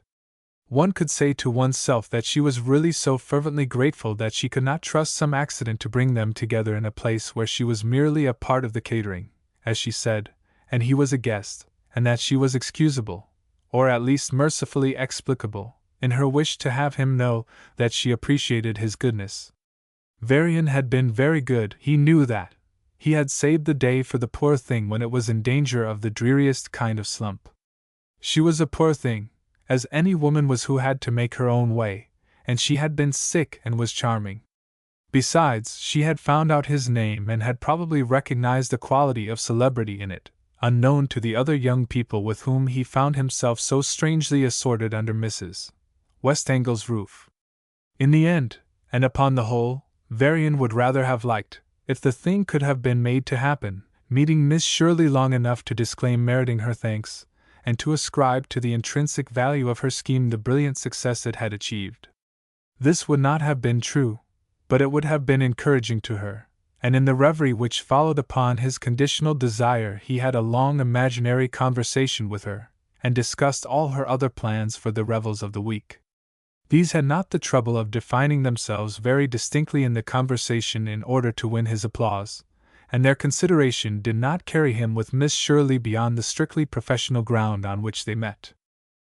She had apparently invented nothing for that evening, and the house party was left to its own resources in dancing and sitting out dances, which apparently fully sufficed it. They were all tired, and broke up early. The women took their candles and went off to bed, and the men went to the billiard room to smoke. On the way down from his room, where he had gone to put on his smoking jacket, Varian met Miss Macroyd coming up, candle in hand, and received from her a tacit intimation that he might stop her for a joking good night. "I hope you'll sleep well on your laurels as umpire," he said. "Oh, thank you," she returned. "And I hope your laurels won't keep you awake. It must seem to you as if it was blowing a perfect gale in them." "What do you mean?" "I did nothing." "Oh, I don't mean your promotion of the snow battle. But haven't you heard?" He stared. "You've been found out." "Found out?" Varian's soul was filled with the joy of literary fame. "Yes. You can't conceal yourself now. You're Varian the actor." "The actor?" Varian frowned blackly in his disgust, so blackly that Miss Macroyd laughed aloud. "Yes, the coming matinee idol. One of the girls recognized you as soon as you came into the house, and the name settled it, though, of course, you're supposed to be here incognito." The mention of that name which he enjoyed in common with the actor made Varian furious, for when the actor first appeared with it in New York Varian had been at the pains to find out that it was not his real name, and that he had merely taken it because of the weak quality of romance in it, which Varian himself had always disliked. But, of course, he could not vent his fury on Miss Macroyd. All he could do was to ask, "Then they have got my photograph on their dressing tables, with candles burning before it?" "No, I don't believe I can give you that comfort. The fact is, your acting is not much admired among the girls here, but they think you are unexpectedly nice as a private person. That's something. And does Mrs. Westangle think I'm the actor, too?" "How should Mrs. Westangle know what she thinks? And if she doesn't, how should I?" "That's true. And are you going to give me away?" "I haven't done it yet. But isn't it best to be honest? It mightn't be a success." "The honesty?" "My literary celebrity. There's that." Miss Macroyd rejoiced. "Well, so far I've merely said I was sure you were not Varian the actor. I'll think the other part over." She went on upstairs, with the sound of her laugh following her, and Varian went gloomily back to the billiard room, where he found most of the smokers conspicuously yawning. He lighted a fresh cigar, and while he smoked they dropped away one by one till only Bushwick was left. "Some of the fellows are going Thursday," he said. "Are you going to stick it out to the bitter end?" Till then it had not occurred to Varian that he was not going to stay through the week, but now he said, "I don't know but I may go Thursday." "Shall you?" "I might as well stay on. I don't find much doing in real estate at Christmas." "Do you?" This was fishing, but it was better than openly taking him for that actor, and Varian answered unresentfully, "I don't know. I'm not in that line exactly." "Oh, I beg your pardon," Bushwick said. "I thought I had seen your name with that of a West Side concern." "No, I have a sort of outside connection with the publishing business." "Oh," Bushwick returned, politely, and it would have been reassuringly if Varian had wished not to be known as an author. The secret in which he lived in that regard was apparently safe from that young, amiable, good-looking real estate broker. He inferred, from the absence of any allusion to the superstition of the women as to his profession, that it had not spread to Bushwick at least, and this inclined him the more to like him. They sat up talking pleasantly together about impersonal affairs till Bushwick finished his cigar. Then he started for bed, saying, "Well, good night. I hope Mrs. Westangle won't have anything so active on the tapis for tomorrow. Try and sleep it off. Good night." 15. Varian remained to finish his cigar, but at the end he was not yet sleepy, and he thought he would get a book from the library, if that part of the house were still lighted, and he looked out to sea. Apparently it was as brilliantly illuminated as when the company had separated there for the night, and he pushed across the foyer hall that separated the billiard room from the drawing room and library. He entered the drawing room, and in the depths of the library, relieved against the rows of books in their glass cases, he startled Miss Shirley from a pose which she seemed to be taking there alone.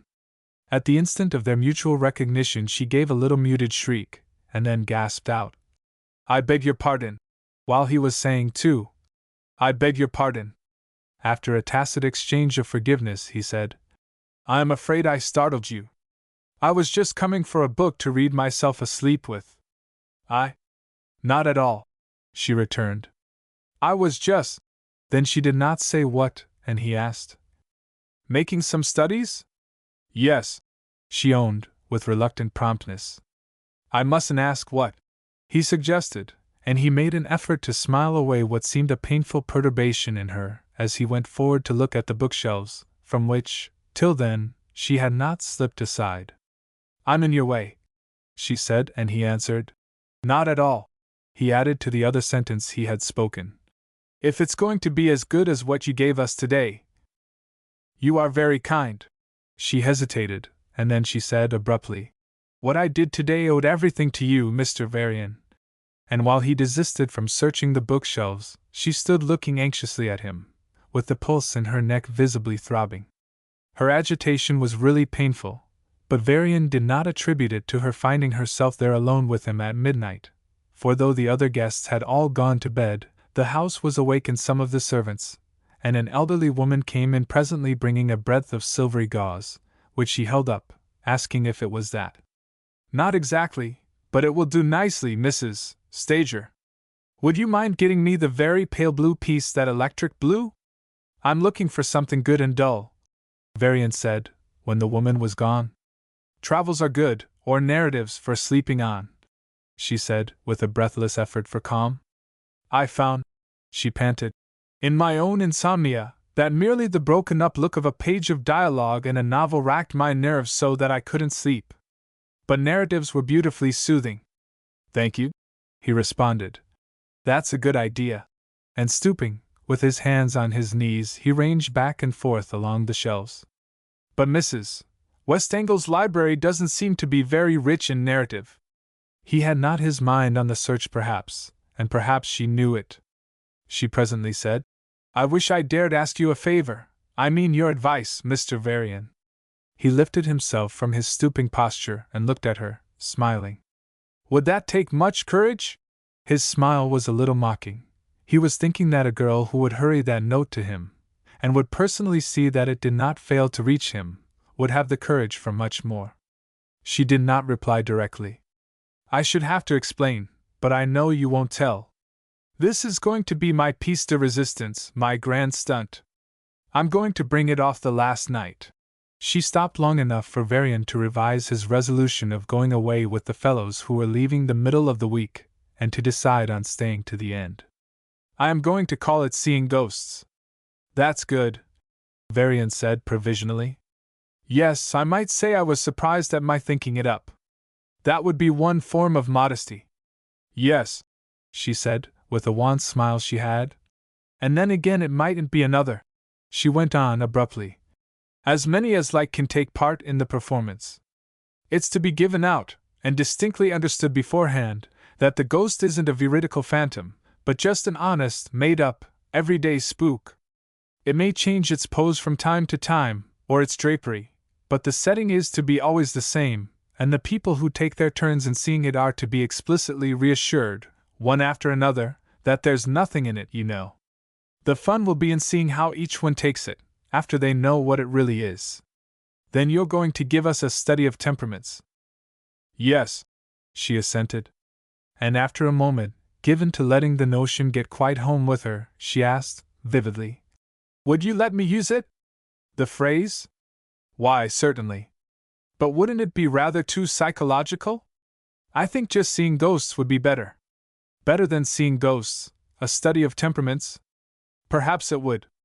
It would be simpler. And in this house you need all the simplicity you can get," he suggested. She smiled, intelligently but reticently. My idea is that everyone somehow really believes in ghosts. I know I do, and so fully expects to see one that any sort of makeup will affect them for the moment just as if they did see one. I thought that perhaps, I don't know how to say it without seeming to make use of you. Oh, do make use of me, Miss Shirley! That you could give me some hints about the setting, with your knowledge of the stage.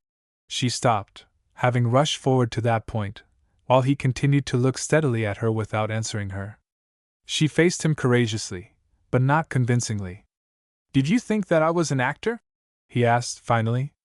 Mrs. Westangle seemed to think you were. But did you? I'm sure I didn't mean, I beg your pardon. It's all right. If I were an actor, I shouldn't be ashamed of it. But I was merely curious to know whether you shared the prevalent superstition. I'm afraid I can't help you from a knowledge of the stage, but if I can be of use, from a sort of amateur interest in psychology, with an affair like this, I shall be only too glad. Thank you, she said somewhat faintly, with an effect of dismay disproportionate to the occasion. She sank into a chair before which she had been standing, and she looked as if she were going to swoon. He started towards her with an alarmed, Miss Shirley. She put out a hand weakly to stay him. Don't, she entreated. I'm a little. I shall be all right in a moment. Can't I get you something? Call someone? Not for the world, she commanded, and she pulled herself together and stood up. But I think I'll stop for tonight. I'm glad my idea strikes you favorably. It's merely, oh, you found it, Mrs. Stager. She broke off to address the woman who had now come back and was holding up the trailing breadths of the electric blue gauze. Isn't it lovely? She gave herself time to adore the drapery, with its changes of meteoric lucence, before she rose and took it. She went with it to the background in the library, where, against the glass door of the cases, she involved herself in it, and stood shimmering. A thrill pierced Varian's heart. She was indeed wraith-like, so that he hated to have her call. How will that do? Mrs. Stager modestly referred the question to him by her silence. I will answer for its doing, if it does for the others as it's done for me. She laughed. And you doubly knew what it was. Yes, I think it will go. She took another pose, and then another. What do you think of it, Mrs. Stager? She called to the woman standing respectfully abeyant at one side. It's awful. I don't know, but I'll be afraid to go to my room. Sit down, and I'll go to your room with you when I'm through. I won't be long now. She tried different gauzes, which she had lying on one of the chairs, and crowned herself with triumph in the applauses of her two spectators, rejoicing with a glee that Varian found childlike and winning. If they're all like you, it will be the greatest success. They'll all be like me, and more, he said. I'm really very severe. Are you a severe person? She asked, coming forward to him. Ought people to be afraid of you? Yes, people with bad consciences. I'm rather afraid of myself for that reason. Have you got a bad conscience? She asked, letting her eyes rest on his. Yes. I can't make my conduct square with my ideal of conduct. I know what that is, she sighed. Do you expect to be punished for it? I expect to be got even with. Yes, one is. I've noticed that myself. But I didn't suppose that actors. Oh, I forgot. I beg your pardon again, Mr. Varian. Oh, good night. She faced him evanescently in going out, with the woman after her, but whether she did so more in fear or more in defiance, she left him standing motionless in his doubt, and she did nothing to solve his doubt when she came quickly back alone, before he was aware of having moved, to say, Mr. Varian, I have to, tell you that, I didn't think you were the actor. Then she was finally gone, and Varian had nothing for it but to go up to his room with the book he found he had in his hand and must have had there all the time. If he had read it, the book would not have eased him off to sleep, but he did not even try to read it. He had no wish to sleep. The waking dream in which he lost himself was more interesting than any vision of slumber could have been, and he had no desire to end it. In that he could still be talking with the girl whose mystery appealed to him so pleasingly.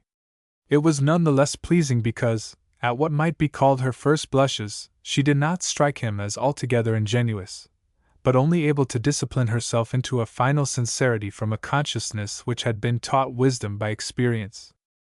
She was still a scarcely recovered invalid, and it was pathetic that she should be commencing the struggle of life with strength so little proportioned to the demand upon it, and the calling she had taken up was of a fantasticality in some aspects which was equally pathetic. But all the undertakings of women, he mused, were piteous, not only because women were unequal to the struggle at the best, but because they were hampered always with themselves, with their sex, their femininity, and the necessity of getting it out of the way before they could really begin to fight. Whatever they attempted, it must be in relation to the man's world in which livings were made, but the immemorial conditions were almost wholly unchanged. A woman approached this world as a woman, with the inborn instinct of tempting it as a woman, to win it to love her and make her a wife and mother, and although she might stoically overcome the temptation at last, it might recur at any moment and overcome her. This was perpetually weakening and imperiling her, and she must feel it at the encounter with each man she met. She must feel the tacit and even unconscious irony of his attitude towards her in her enterprise, and the finer her make the crueler and the more humiliating and disheartening this must be. Of course, this Miss Shirley felt Varian's irony, which he had guarded from any expression with genuine compassion for her. She must feel that to his knowledge of life she and her experiment had an absurdity which would not pass, whatever their success might be. If she meant business, and business only, they ought to have met as two men would have met, but he knew that they had not done so, and she must have known it. All that was plain sailing enough, but beyond this lay a sea of conjecture in which he found himself without helm or compass. Why should she have acted a fib about his being an actor, and why, after the end, should she have added an end, in which she returned to own that she had been fibbing?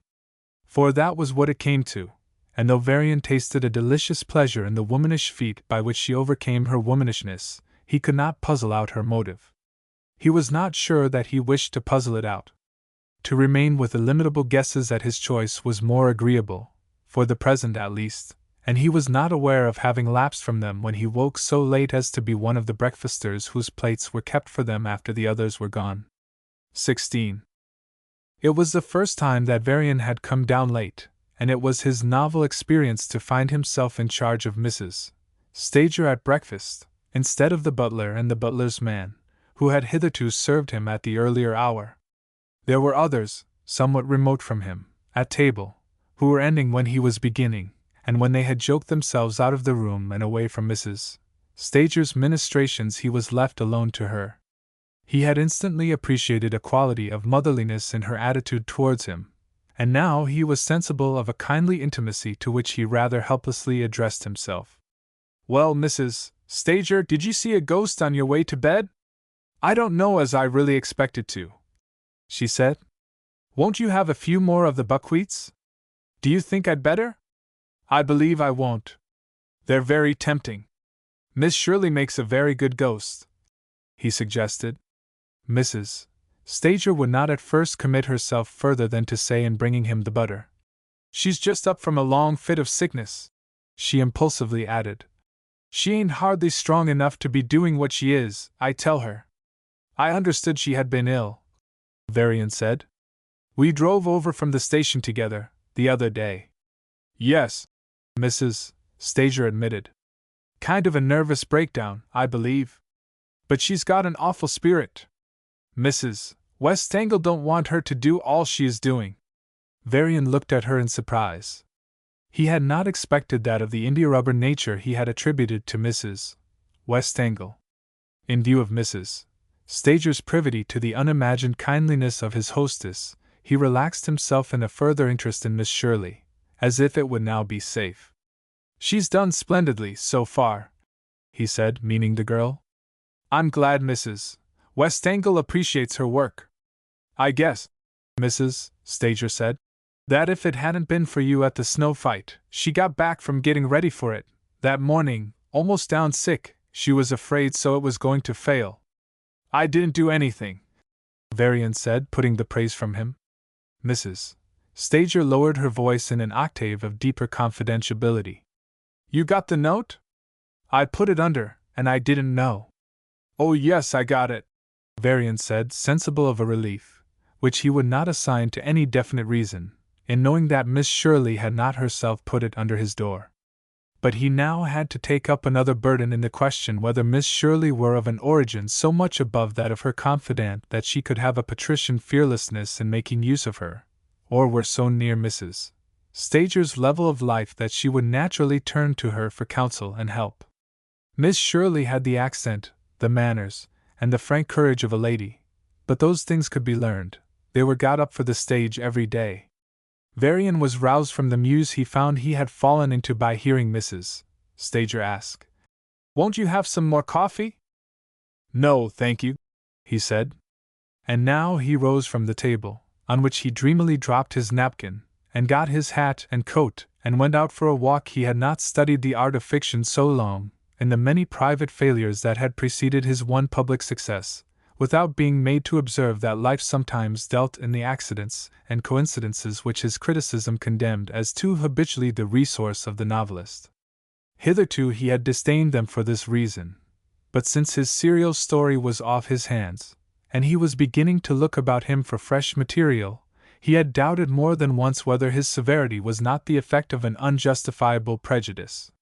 It struck him now, in turning the corner of the woodlet above the meadow where the snow battle had taken place, and suddenly finding himself face to face with Miss Shirley, that nature was in one of her uninventive moods and was helping herself out from the old stock-in-trade of fiction. All the same, he felt a glow of pleasure, which was also a glow of pity, for while Miss Shirley looked, as always, interesting, she looked tired, too, with a sort of desperate air which did not otherwise account for itself. She had given, at sight of him, a little start, and a little "oh" dropped from her lips, as if it had been jostled from them. She made haste to go on, with something like the voluntary heartiness of the courage that plucks itself from the primary emotion of fear. "You are going down to try the skating? Do I look it without skates? You may be going to try the sliding," she returned. "I'm afraid there won't be much of either for long. This soft air is going to make havoc of my plans for tomorrow. That's too bad of it. Why not hope for a hard freeze tonight? You might as well. The weather has been known to change its mind. You might even change your plans." "No, I can't do that. I can't think of anything else. It's to bridge over the day that's left before seeing ghosts. If it does freeze, you'll come to Mrs. Westangle's afternoon tea on the pond?" "I certainly shall." "How is it to be worked?" "She's to have her table on a platform, with runners, in a bower of evergreen boughs, and be pushed about, and the people are to skate up for the tea. There are to be tea and chocolate, and 2 girls to pour, just as in real life. It isn't a very dazzling idea, but I thought it might do, and Mrs. Westangle is so good-natured. Now, if the thermometer will do its part—" "I am sure it will," Varian said, but a glance at the gray sky did not confirm him in his prophetic venture. The snow was sodden underfoot. A breath from the south stirred the pines to an aeolian response, and moved the stiff, dry leaves of the scrub oaks. A sapsucker was marking an accurate circle of dots round the throat of a tall young maple, and enjoying his work in a low, guttural soliloquy, seemingly, yet dismayingly, suggestive of spring. "It's lovely anyway," she said, following his glance with an upward turn of her face. "Yes, it's beautiful. I think this sort of winter day is about the best the whole year can do. But I will sacrifice the chance of another like it to your skating tea, Miss Shirley." He did not know why he should have made this speech to her, but apparently she did, and she said, "You're always coming to my help, Mr. Varian. Don't mention it." "I won't then," she said, with a smile that showed her thin face at its thinnest and left her lip caught on her teeth till she brought it down voluntarily. It was a small but full lip and pretty, and this trick of it had a fascination. She added gravely, "I don't believe you will like my iced tea. I haven't any active hostility to it. You can't always be striking 12 midnight, as you will be in seeing ghosts. But your iced tea will do very well for striking 5. I'm rather elaborate. Not too elaborate to hide your real opinion. I wonder what you do think of my own elaboration, I mean of my scheme." "Yes?" They had moved on, at his turning to walk with her, so as not to keep her standing in the snow, and now she said, looking over her shoulder at him, I've decided that it won't do to let the ghost have all the glory. I don't think it will be fair to let the people merely be scared, even when they've been warned that they're to see a ghost and told it isn't real." She seemed to refer the point to him, and he said, provisionally, "I don't know what more they can ask. They can ask questions. I'm going to let each person speak to the ghost, if not scared dumb, and ask it just what they please, and I'm going to answer their questions if I can. Won't it be something of an intellectual strain? Yes, it will. But it will be fun, too, a little, and it will help the thing to go off. What do you think? I think it's fine. Are you going to give it out, so that they can be studying up their questions? No, their questions have got to be impromptu. Or at least the first one has. Of course, after the scheme has once been given away, the ghost seers will be more or less prepared, and the ghost will have to stand it. I think it's great. Are you going to let me have a chance with a question? Are you going to see a ghost? To be sure I am. May I really ask it what I please? If you're honest. Oh, I shall be honest. He stopped breathlessly, but she did not seem called upon to supply any meaning for his abruptness. I'm awfully glad you like the idea, she said. I have had to think the whole thing out for myself, and I haven't been quite certain that the question asking wasn't rather silly, or, at least, sillier than the rest. Thank you so much, Mr. Varian. I've thought of my question, he began again, as abruptly as he had stopped before. May I ask it now? Cries of laughter came up from the meadow below, and the voices seemed coming nearer.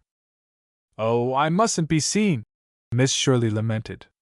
Oh dear! If I'm seen, the whole thing is given away. What shall I do? She whirled about and ran down the road towards a path that entered the wood. He ran after her. My question is, may I come to see you when you get back to town? Yes, certainly. But don't come now. You mustn't be seen with me. I'm not supposed to be in the house at all. If Varian's present mood had been more analytic, it might have occurred to him that the element of mystery which Miss Shirley seemed to cherish in regard to herself personally was something that she could dramatically apply with peculiar advantage to the phantasmal part she was to take in her projected entertainment. But he was reduced from the exercise of his analytic powers to a passivity in which he was chiefly conscious of her pathetic fascination. This seemed to emanate from her frail prettiness no less than from the sort of fearful daring with which she was pushing her whole enterprise through. It came as much from her undecided blondness, from her dust-colored hair, for instance, as from the entreating look of her pinched eyes, only just lighting their convalescent fires, and from the weakness that showed, with the grace, in her run through the wintry woods, where he watched her till the underbrush thickened behind her and hid her from him. Altogether his impression was very complex, but he did not get so far even as the realization of this, in his mental turmoil, as he turned with a deep sigh and walked meditatively homeward through the incipient thaw. It did not rain at night, as it seemed so likely to do, and by morning the cloudiness of the sky had so far thinned that the sun looked mildly through it without more than softening the frozen surface of the pond, so that Mrs. Westangle's iced tea, as everybody called it, by a common inspiration, or by whatever circuitous adoption of Varian's phrase, came off with great success. People from other houses were there, and they all said that they wondered how she came to have such a brilliant idea, and they kept her there till nearly dark. Then the retarded rain began, in a fine drizzle, and her house guests were forced homeward, but not too soon to get a good, long rest before dressing for dinner. She was praised for her understanding with the weather, and for her meteorological forecast as much as for her invention in imagining such a delightful and original thing as an iced tea, which no one else had ever thought of. Some of the women appealed to Varian to say if he had ever heard of anything like it, and they felt that Mrs. Westangle was certainly arriving, and by no beaten track. None of the others put it in these terms, of course. It was merely a consensus of feeling with them, and what was more articulate was dropped among the ironies with which Miss Macroyd more confidentially celebrated the event. Out of hearing of the others, in slowly following them with Varian, she recurred to their talk. Yes, it's only a question of money enough for Newport, after this. She's chic now, and after a season there she will be smart. But oh dear! How came she to be chic? Can you imagine? Varian did not feel bound to a categorical answer, and in his private reflections he dealt with another question. This was how far Miss Shirley was culpable in the fraud she was letting Mrs. Westangle practice on her innocent guests. It was a distasteful question, and he did not find it much more agreeable when it subdivided itself into the question of necessity on her part, and of a not very clearly realized situation on Mrs. Westangle's. The girl had a right to sell her ideas, and perhaps the woman thought they were her own when she had paid for them. There could be that view of it all. The furtive nature of Miss Shirley's presence in the house might very well be a condition of that grand event she was preparing. It was all very mysterious. 17. It rained throughout the evening, with a wailing of the wind in the gables, and a weeping and a sobbing of the water from the eaves that Mrs. Westangle's guests, securely housed from the storm, made the most of for weirdness. There had been a little dancing, which gave way to so much sitting out that the volunteer music abruptly ceased as if in dudgeon, and there was nothing left but weirdness to bring young hearts together. Weirdness can do a good deal with girls lounging in low chairs, and young men on rugs round a glowing hearth at their feet, and every one told some strange thing that had happened at first hand, or second or third hand, either to himself or herself, or to their fathers or brothers or grandmothers or old servants. They were stimulated in eking out these experiences not only by the wildness of the rain without, but by the mystery of being shut off from the library into the drawing-room and hall while the preparations for the following night were beginning.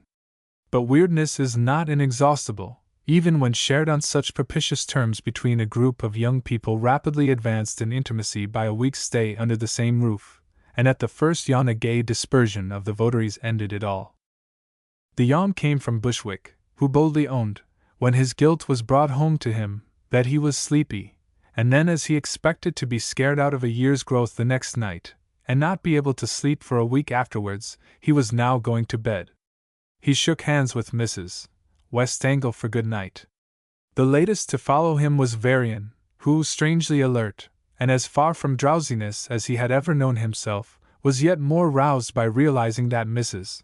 Westangle was not letting his hand go at once, but unless it was mere absent-mindedness, was conveying through it the wish to keep him. She fluttered a little more closely up to him, and twittered out, "Miss Shirley wants me to let you know that she has told me about your coming together, and everything."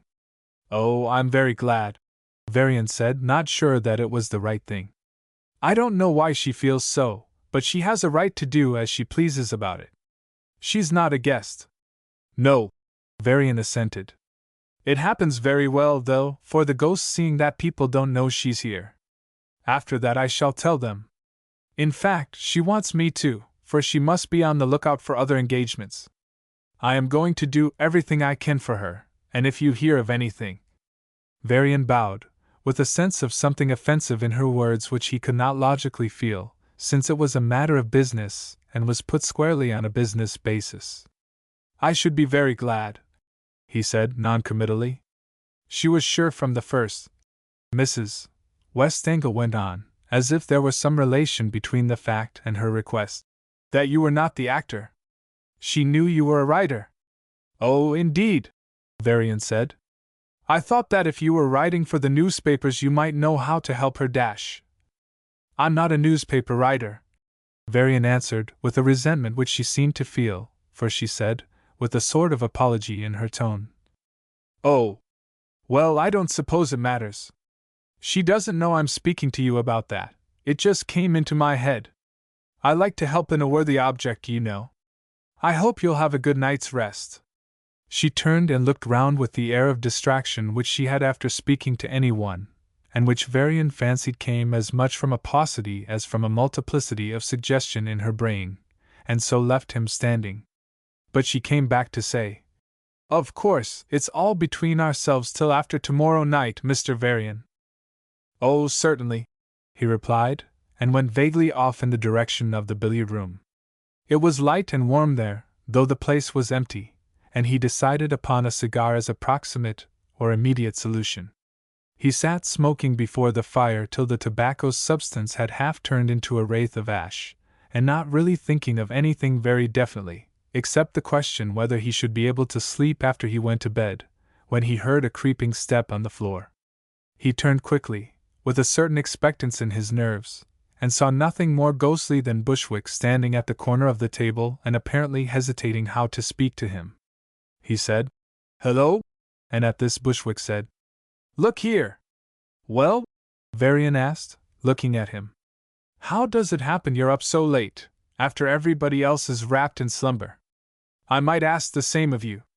"Well, I found I wasn't making it a case of sleep, exactly, and so I got up." "Well, I hadn't gone to bed for much the same reason." "Why couldn't you sleep?" "A real estate broker ought to have a clean conscience." "So ought a publisher, for that matter." "What do you think of this ghost dance, anyway?" "It might be amusing, if it fails." Varian was tempted to add the condition by the opportunity for a cynicism which he did not feel. It is one of the privileges of youth to be cynical, whether or no. Bushwick sat down before the fire and rubbed his shins with his two hands unrestfully, drawing in a long breath between his teeth. "These things get onto my nerves sometimes. I shouldn't want the ghost dance to fail." "On Mrs. Westangle's account?"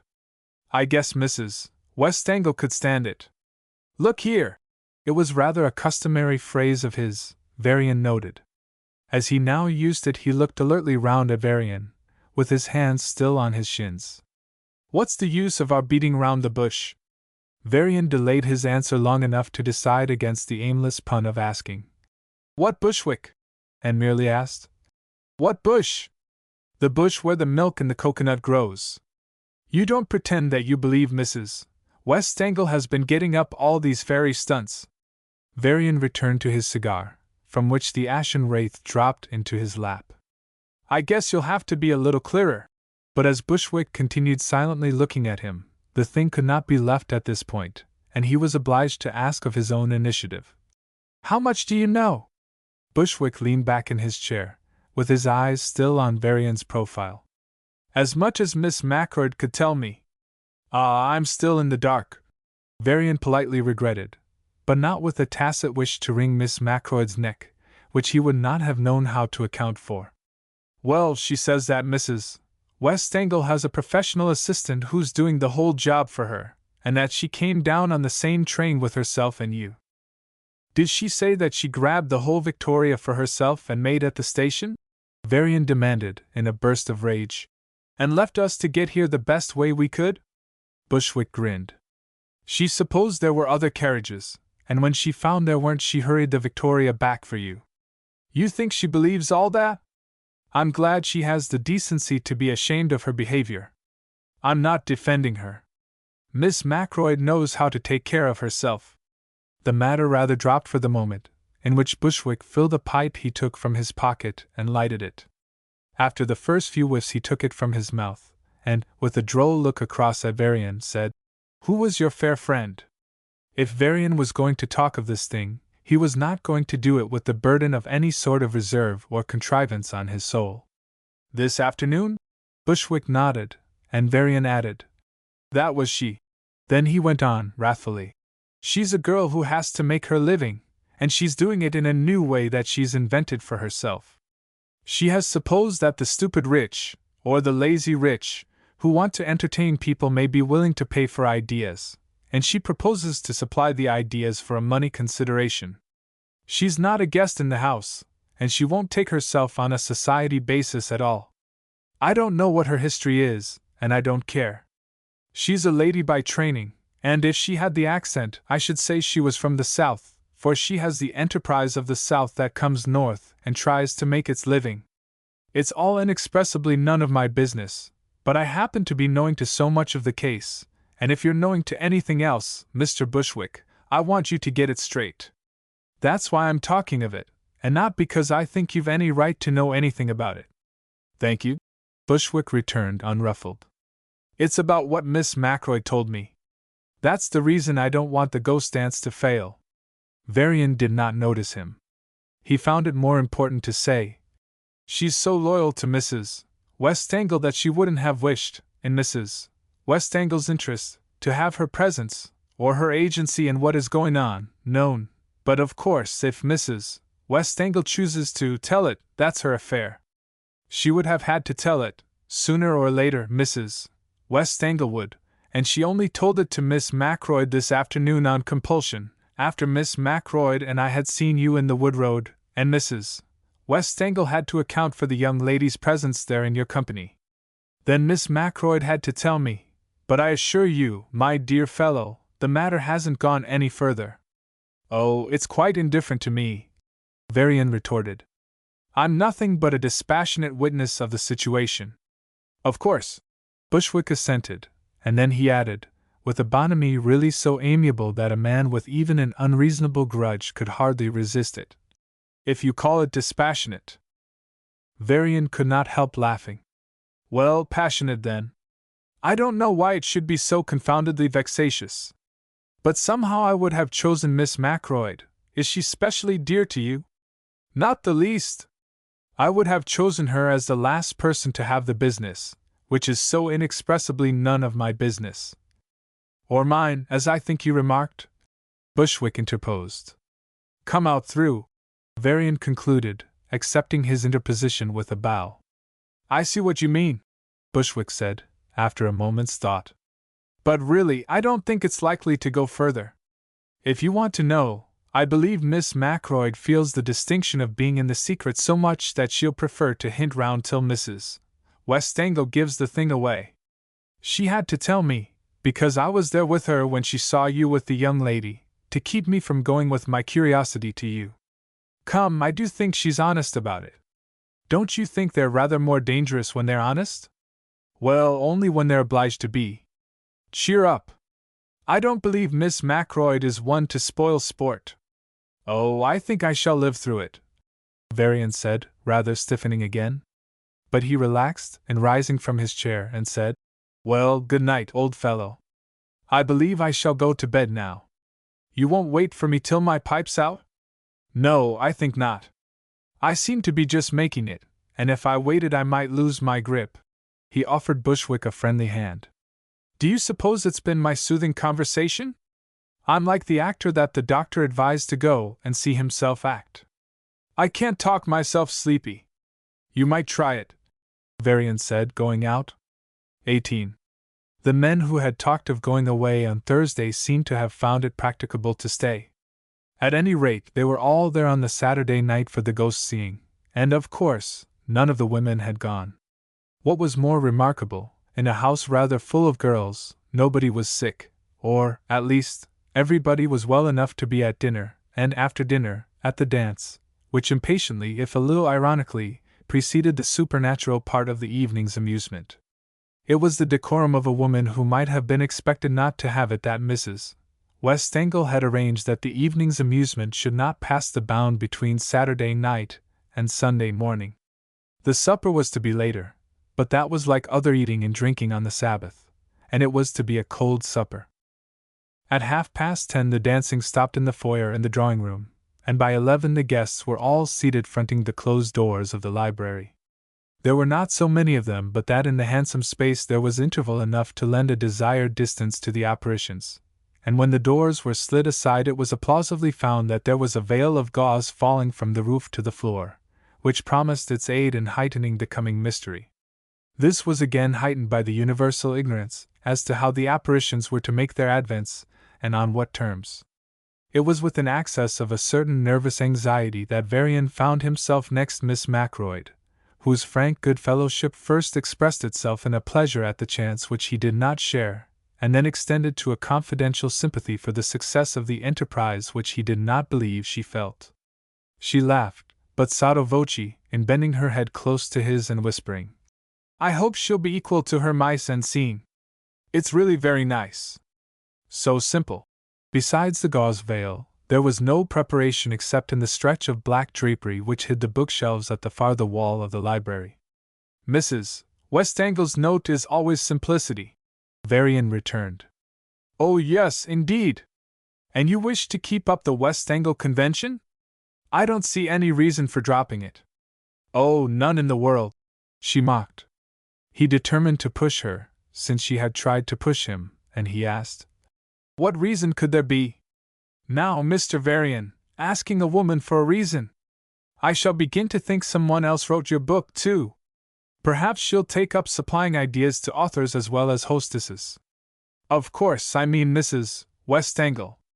Varian wished he had not tried to push Miss Macroyd, and he was still grinding his teeth in a vain endeavor to get out some fit retort between them, when he saw Bushwick shuffling to his feet in the front row of the spectators, and heard him beginning a sort of speech. Ladies and gentlemen, Mrs. Westangle has chosen me, because a real estate broker is sometimes an auctioneer, and may be supposed to have the gift of oratory, to make known the conditions on which you may interview the ghosts which you are going to see. Anybody may do it who will comply with the conditions. In the first place, you have got to be serious, and to think up something that you would really like to know about your past, present, or future.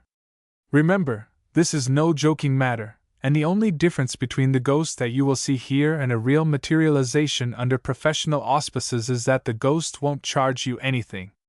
Of course, if any lady or gentleman, especially lady, wishes to contribute to any charitable object, after a satisfactory interview with the ghost, a hat will be found at the hall door for the purpose, and Mrs. Westangle will choose the object.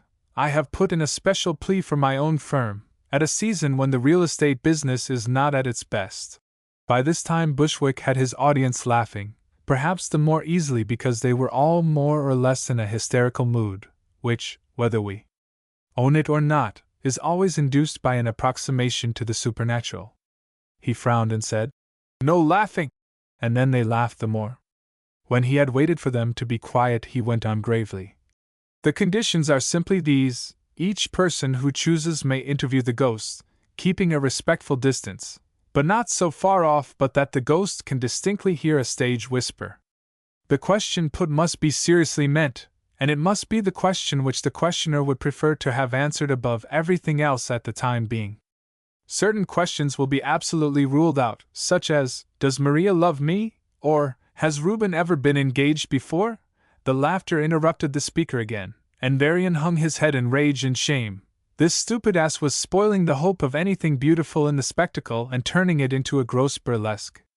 Somehow he felt that the girl who had invented it had meant, in the last analysis, something serious, and it was in her behalf that he would have liked to choke Bushwick. All the time he believed that Miss Macroyd, whose laugh sounded above the others, was somehow enjoying his indignation and divining its reason. Other questions, touching intemperance or divorce, the questioner will feel must not be asked, though it isn't necessary to more than suggest this. I hope it will be left entirely to the good taste and good feeling of the party. We all know what the temptations of South Dakota and the rum fiend are, and that to err is human, and forgive divine. He paused, having failed to get a laugh, but got it by asking, confidentially, "Where was I?" "Oh!" He caught himself up. "I remember. Those of you who are in the habit of seeing ghosts need not be told that a ghost never speaks first, and those who have never met an apparition before, but are in the habit of going to the theater, will recall the fact that in W. Shakespeare's beautiful play of Hamlet, the play could not have gone on after the first scene if Horatio had not spoken to the ghost of Hamlet's father and taken the chances of being snubbed. Here there are no chances of that kind. The chances are that you'll wish the ghost had not been entreated. I think that is the phrase." In the laugh that followed, a girl on Miss Macroyd's other hand audibly asked her, "Oh, isn't he too funny?" "Delicious," Miss Macroyd agreed. Varian felt she said it to vex him. "Now, there's just one other point," Bushwick resumed, "and then I have done. Only one question can be allowed to each person, but if the questioner is a lady she can ask a question and a half, provided she is not satisfied with the answer. In this case, however, she will only get half an answer. Now I have done, and if my arguments have convinced any one within the sound of my voice that our ghost really means business, I shall feel fully repaid for the pains and expense of getting up these few impromptu remarks, to which I have endeavored to give a humorous character, in order that you may all laugh your laugh out, and no unseemly mirth may interrupt the subsequent proceedings. We will now have a little music, and those who can recall my words will be allowed to sing them." In the giggling and chatter which ensued, the chords softly played past into ears that might as well have been deaf. But at last there was a general quiescence of expectation, in which every one's eyes were strained to pierce through the gauze curtain to the somber drapery beyond. The wait was so long that the tension relaxed and a whispering began, and Varian felt a sickness of pity for the girl who was probably going to make a failure of it. He asked himself what could have happened to her. Had she lost courage? Or had her physical strength, not yet fully renewed, given way under the stress? Or had she, in sheer disgust for the turn the affair had been given by that brute Bushwick, thrown up the whole business? He looked round for Mrs. Westangle. She was not there. He could only conjecture, that she was absent conferring with Miss Shirley and trying to save the day. A long, deeply sighed, "Oh, h," shuddering from many lips made him turn abruptly, and he saw, glimmering against the pall at the bottom of the darkened library, a figure vaguely white, in which he recognized a pose, a gesture familiar to him. For the others the figure was it, but for him it was preciously she. It was she, and she was going to carry it through, she was going to triumph, and not fail. A lump came into his 96th throat, and a mist blurred his eyes, which, when it cleared again, left him staring at nothing. A girl's young voice uttered the common feeling. "Why, is that all?" "It is, till someone asks the ghost a question, then it will reappear," Bushwick rose to say. "Will Miss Andrews kindly step forward and ask the question nearest her heart?" "Oh, no," the girl answered, with a sincerity that left no one quite free to laugh. "Some other lady, then?" Bushwick suggested. No one moved, and he added, "This is a difficulty which had been foreseen. Some gentleman will step forward and put the question next his heart." Again no one offered to go forward, and there was some muted laughter, which Bushwick checked. This difficulty had been foreseen, too. "I see that I shall have to make the first move, and all that I shall require of the audience is that I shall not be supposed to be in collusion with the illusion. I hope that after my experience, whatever it is, some young woman of courage will follow." He passed into the foyer, and from that came into the library, where he showed against the dark background in an attitude of entreaty slightly burlesqued. The ghost reappeared. "Shall I marry the woman I am thinking of?" he asked. The phantom seemed to hesitate. It wavered like a pale reflection cast against the pall. Then, in the tones which Varian knew, the answer came. "Ask her. She will tell you." The phantom had scored a hit, and the applause was silenced with difficulty, but Varian felt that Miss Shirley had lost ground. It could not have been for the easy cleverness of such a retort that she had planned the affair. Yet why not? He was taking it too seriously. It was merely business with her. "And I haven't even the right to half a question more," Bushwick lamented, in a dramatized dejection, and crossed slowly back from the library to his place. "Why, haven't you got enough?" one of the men asked, amidst the gay clamor of the women. The ghost was gone again, and its evanescence was discussed with ready wonder. Another of the men went round to tempt his fate, and the phantom suddenly reappeared so near him that he got a laugh by his start of dismay. "I forgot what I was going to ask," he faltered. "I know what it was," the apparition answered. "You had better sell." "But they say it will go to 100, the man protested. "No back talk, Rogers," Bushwick interposed. "That was the understanding." "But we didn't understand," one of the girls said, coming to the rescue. "That the ghost was going to answer questions that were not asked. That would give us all away. Then the only thing is for you to go and ask before it gets a chance to answer," Bushwick said. "Well, I will," the girl returned. And she swept round into the library, where she encountered the phantom with a little whoop as it started into sight before her. "I'm not going to be scared out of it," she said defiantly. "It's simply this: did the person I suspect really take the ring?" The answer came. "Look on the floor under your dressing table." "Well, if I find it there," the girl addressed the company, "I'm a spiritualist from this time forth." And she came back to her place, where she remained for some time explaining to those near how she had lately lost her ring and suspected her maid, whom she had dismissed. Upon the whole, the effect was serious. The women, having once started, needed no more urging. One after another they confronted and questioned the oracle with increasing sincerity. Miss Macroyd asked Varian, Hadn't you better take your chance and stop this flow of fatuity, Mr. Varian? I'm afraid I should be fatuous too, he said. But you? Oh, thank you. I don't believe in ghosts, though this seems to be a very pretty one, very graceful, I mean. I suppose a graceful woman would be graceful even when a disembodied spirit. I should think she would be getting a little tried with all this questioning, but perhaps we're only reading the fatigue into her. The ghost may be merely overdone. It might easily be that. Varian assented. Oh, may I ask it something now?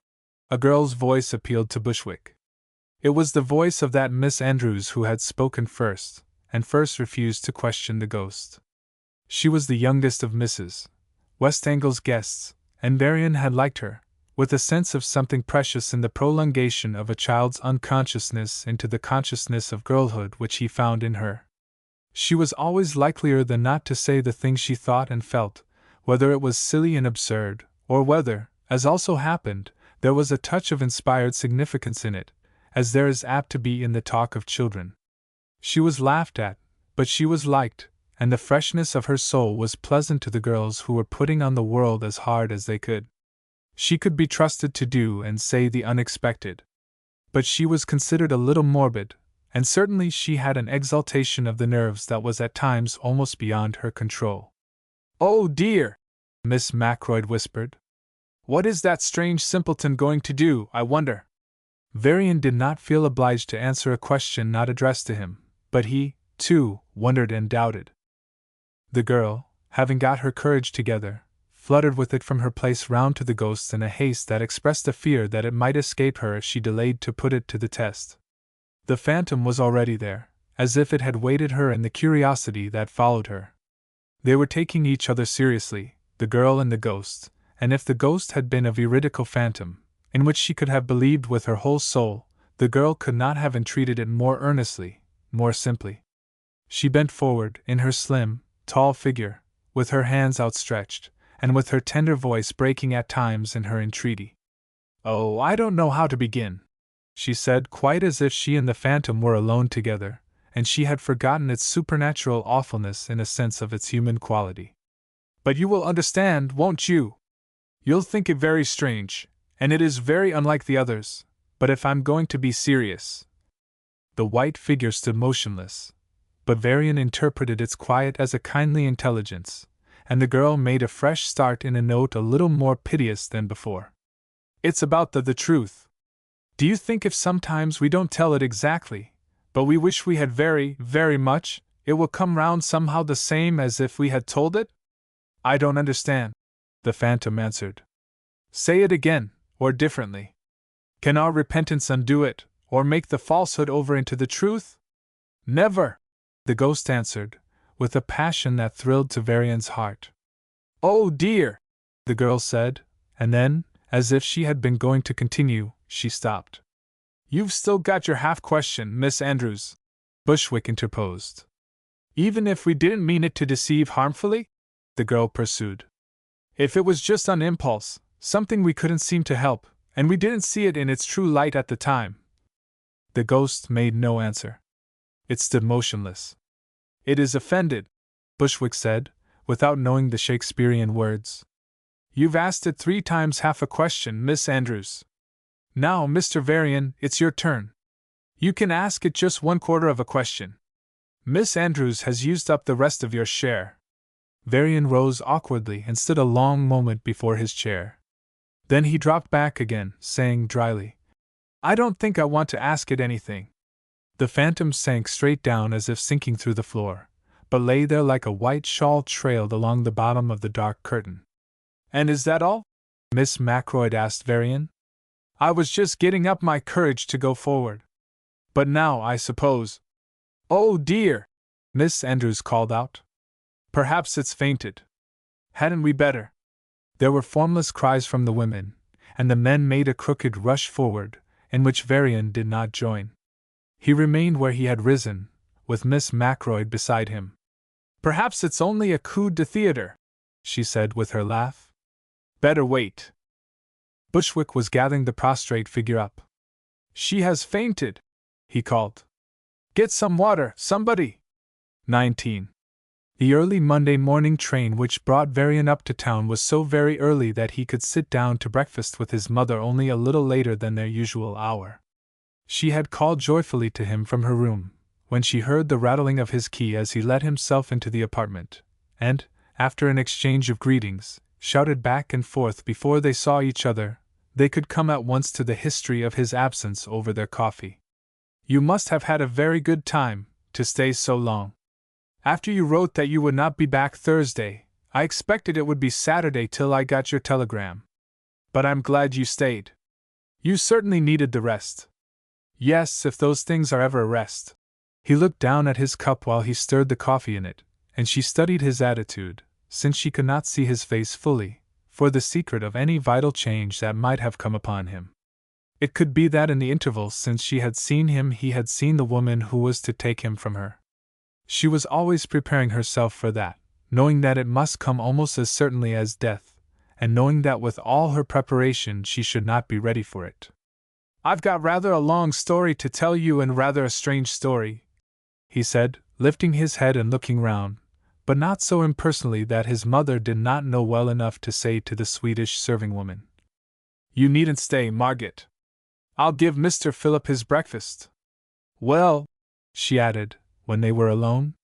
"Well," he returned, with a smile that she knew he was forcing. "I have seen the girl that wrote that letter. Not Jerusha Brown. Not Jerusha Brown, but the girl all the same. Now go on, Philip, and don't miss a single word," she commanded him, with an imperious breathlessness. "You know I won't hurry you or interrupt you, but you really must tell me everything. Don't leave out the slightest detail." "I won't," he said. But she was aware, from time to time, that she was keeping her word better than he was keeping his, in his account of meeting Miss Shirley and all the following events. "You can imagine," he said, "what a sensation the swooning made, and the commotion that followed it." "Yes, I can imagine that," she answered. But she was yet so faithful that she would not ask him to go on. He continued unasked, "I don't know just how, now, to account for its coming into my head that it was Miss Andrews who was my unknown correspondent. I suppose I've always unconsciously expected to meet that girl, and Miss Andrews's hypothetical case was psychologically so parallel." Yes. "And I've sometimes been afraid that I judged it too harshly, that it was a mere girlish freak without any sort of serious import. I was sometimes afraid so, Philip. And I don't believe now that the hypothetical case brought any intolerable stress of conscience upon Miss Shirley, or that she fainted from any cause but exhaustion from the general ordeal. She was still weak from the sickness she had been through, too weak to bear the strain of the work she had taken up. Of course, the catastrophe gave the whole surface situation away, and I must say that those rather banal young people behaved very humanely about it. There was nothing but interest of the nicest kind, and if she is going on with her career, it will be easy enough for her to find engagements after this." "Why shouldn't she go on?" his mother asked, with a suspicion which she kept well out of sight. Well as she could explain afterwards, the catastrophe took her work out of the category of business and made her acceptance in it a matter of sentiment. "She explained it to you herself?" "Yes, the general sympathy had penetrated to Mrs. Westangle, though I don't say that she had been more than negatively indifferent to Miss Shirley's claim on her before. As it was, she sent for me to her room the next morning, and I found Miss Shirley alone there. She said Mrs. Westangle would be down in a moment." Now, indeed, Mrs. Varian could not govern herself from saying, "I don't like it, Philip. I knew you wouldn't. It was what I said to myself at the time. You were so present with me that I seemed to have you there chaperoning the interview." His mother shrugged, and he went on. "She said she wished to tell me something first, and then she said, I want to do it while I have the courage, if it's courage. Perhaps it's just desperation. I am Jerusha Brown," his mother began. "But you said," and then stopped herself.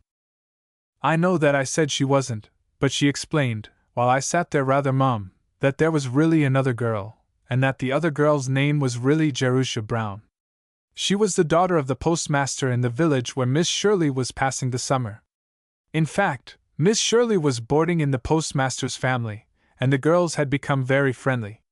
They were reading my story together, and talking about it, and trying to guess how it would come out, just as the letter said, and they simultaneously hit upon the notion of writing to me. It seemed to them that it would be a good joke. I'm not defending it, Mother, and I must say Miss Shirley didn't defend it either, to work upon my feelings in the way they tried, and they didn't realize what they had done till Armiger's letter came. It almost drove them wild, she said, but they had a lucid interval, and they took the letter to the girl's father and told him what they had done. He was awfully severe with them for their foolishness, and said they must write to Armiger at once and confess the fact. Then they said they had written already, and showed him the second letter, and explained they had decided to let Miss Braun write it in her person alone for the reason she gave in it. But Miss Shirley told him she was ready to take her full share of the blame, and if anything came of it, she authorized him to put the whole blame on her. Varian made a pause which his mother took for invitation or permission to ask. And was he satisfied with that? I don't know. I wasn't, and it's only just to Miss Shirley to say that she wasn't, either. She didn't try to justify it to me, she merely said she was so frightened that she couldn't have done anything. She may have realized more than the brown girl what they had done. The postmaster, did he regard it as anything worse than foolishness? I don't believe he did. At any rate, he was satisfied with what his daughter had done in owning up. Well, I always liked that girl's letter. And did they show him your letter? It seems that they did. And what did he say about that? I suppose what I deserved. Miss Shirley wouldn't say, explicitly. He wanted to answer it, but they wouldn't let him. I don't know, but I should feel better if he had. I haven't been proud of that letter of mine as time has gone on, Mother. I think I behaved very narrow-mindedly, very personally in it. You behaved justly. Justly? I thought you had your doubts of that. At any rate, I had when it came to hearing the girl accusing herself as if she had been guilty of some monstrous wickedness, and I realized that I had made her feel so. She threw herself on your pity. No, she didn't, Mother. Don't make it impossible for me to tell you just how it was. I won't. Go on. I don't say she was manly about it. That couldn't be, but she was certainly not throwing herself on my pity, unless. What? Unless you call it so for her to say that she wanted to own up to me, because she could have no rest till she had done so, she couldn't put it behind her till she had acknowledged it, she couldn't work, she couldn't get well. He saw his mother trying to consider it fairly, and in response he renewed his own resolution not to make himself the girl's advocate with her, but to continue the dispassionate historian of the case. At the same time his memory was filled with the vision of how she had done and said the things he was telling, with what pathos, with what grace, with what beauty in her appeal. He saw the tears that came into her eyes at times and that she indignantly repressed as she hurried on in the confession which she was voluntarily making, for there was no outward stress upon her to say anything. He felt again the charm of the situation, the sort of warmth and intimacy, but he resolved not to let that feeling offset the impartiality of his story. No, I don't say she threw herself on your mercy, his mother said finally. She needn't have told you anything. Except for the reason she gave, that she couldn't make a start for herself till she had done so. And she has got her own way to make, she is poor. Of course, you may say her motive was an obsession, and not a reason.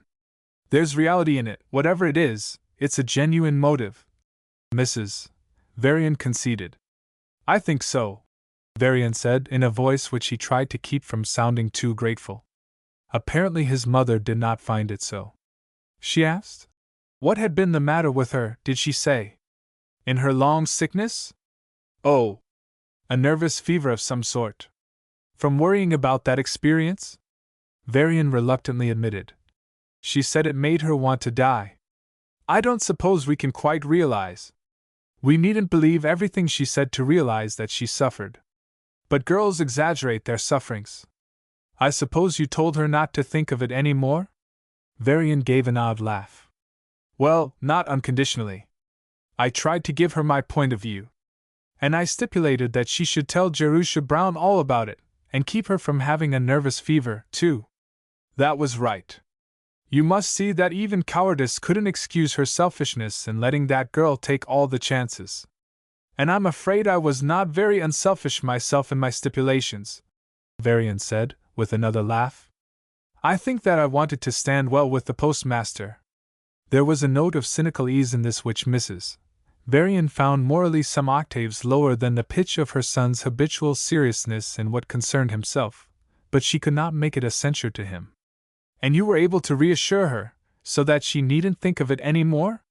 What would you have wished me to do? He returned dryly. Don't you think she had suffered enough? Oh, in this sort of thing it doesn't seem the question of suffering. If there's wrong done, the penalty doesn't right it. The notion struck Varian's artistic sense. That's true. That would make the donné of a strong story. Or a play. It's a drama of fate. It's Greek. But I thought we lived under another dispensation. Will she try to get more of the kind of thing she was doing for Mrs. Westangle at once? Or has she some people? No, only friends, as I understand. Where is she from? Up country? No, she's from the south. I don't like southerners. I know you don't, Mother. But you must honor the way they work and get on when they come north and begin doing for themselves. Besides, Miss Shirley's family went south after the war. Oh, not even a real southerner. Mother! I know. I'm not fair. I ought to beg her pardon. And I ought to be glad it's all over. Shall you see her again? It might happen. But I don't know how or when. We parted friends, but we parted strangers, so far as any provision of the future is concerned, Varian said. His mother drew a long breath, which she tried to render inaudible. And the girl that asked her the strange questions, did you see her again? Oh, yes. She had a curious fascination. I should like to tell you about her. Do you think there's such a thing as a girl's being too innocent? It isn't so common as not being innocent enough. But it's more difficult. I hope you'll never find it so, my son, Mrs. Varian said. And for the first time she was intentionally personal. Go on. About Miss Andrews? Whichever you please. She waylaid me in the afternoon, as I was coming home from a walk, and wanted to talk with me about Miss Shirley. I suppose Miss Shirley was the day's heroine after what had happened. The half-day's, or quarter-day's heroine, perhaps. She left on the church train for town yesterday morning soon after I saw her. Miss Andrews seemed to think I was an authority on the subject, and she approached me with a large-eyed awe that was very amusing, though it was affecting, too. I suppose that girls must have many worships for other girls before they have any worship for a man. This girl couldn't separate Miss Shirley, on the lookout for another engagement, from the psychical part she had played. She raved about her, she thought she was beautiful, and she wanted to know all about her, and how she could help her. Miss Andrews's parents are rich but respectable, I understand, and she's an only child. I came in for a share of her awe. She had found out that I was not only not Varian the actor, but an author of the same name, and she had read my story with passionate interest, but apparently in that unliterary way of many people without noticing who wrote it. She seemed to have thought it was Harding Davis or Henry James, she wasn't clear which. But it was a good deal to have had her read it at all in that house. I don't believe anybody else had, except Miss Shirley and Miss Macroyd. Mrs. Varian deferred a matter that would ordinarily have interested her supremely to an immediate curiosity. And how came she to think you would know so much about Miss Shirley? Varian frowned. I think from Miss Macroyd. Miss Macroyd seems to have taken a grandmotherly concern in my affairs through the whole week. Perhaps she resented having behaved so piggishly at the station the day we came, and meant to take it out of Miss Shirley and myself. She had seen us together in the woods, one day, and she must have told it about. Mrs. Westangle wouldn't have spoken of us together, because she never speaks of anything unless it is going to count, and there was no one else who knew of our acquaintance. Why, my son, if you went walking in the woods with the girl, anyone might have seen you. I didn't. It was quite by accident that we met there. Miss Shirley was anxious to keep her presence in the house a secret from everybody. Mrs. Varian would not take any but the open way with this. She would not deal indirectly with it, or in any wise covertly or surreptitiously. It seems to me that Miss Shirley has rather a fondness for secrecy, she said. I think she has, Varian admitted. Though, in this case, it was essential to the success of her final scheme. But she is a curious study. I suppose that timidity is at the bottom of all fondness for secrecy, isn't it? I don't know. She doesn't seem to be timid in everything. Say it out, Mother, Varian challenged her with a smile. You're not timid anyway. She had the courage to join in that letter, but not the courage to own her part in it. She was brave enough to confess that she had been sick of a nervous fever from the answer you wrote to the brown girl, but she wouldn't have been brave enough to confess anything at all if she had believed she would be physically or morally strong enough to keep it. Perhaps nobody but you, Mother, is brave in the right time and place. She knew that this was not meant in irony. I am glad you say that, Philip. It's only your due. But aren't you a little too hard upon cowards at times? For the sort of person she is, if you infer the sort from the worst appearance she has made in the whole business, I think she has done pretty well. Why had she left the brown girl to take all your resentment alone for the last 6 or 8 months? She may have thought that she was getting her share of the punishment in the fever my resentment brought on. Philip, do you really believe that her fever, if she had one, came from that? I think she believes it, and there's no doubt but she was badly scared. Oh, there's no doubt of that. But come, Mother, why should we take her at the worst?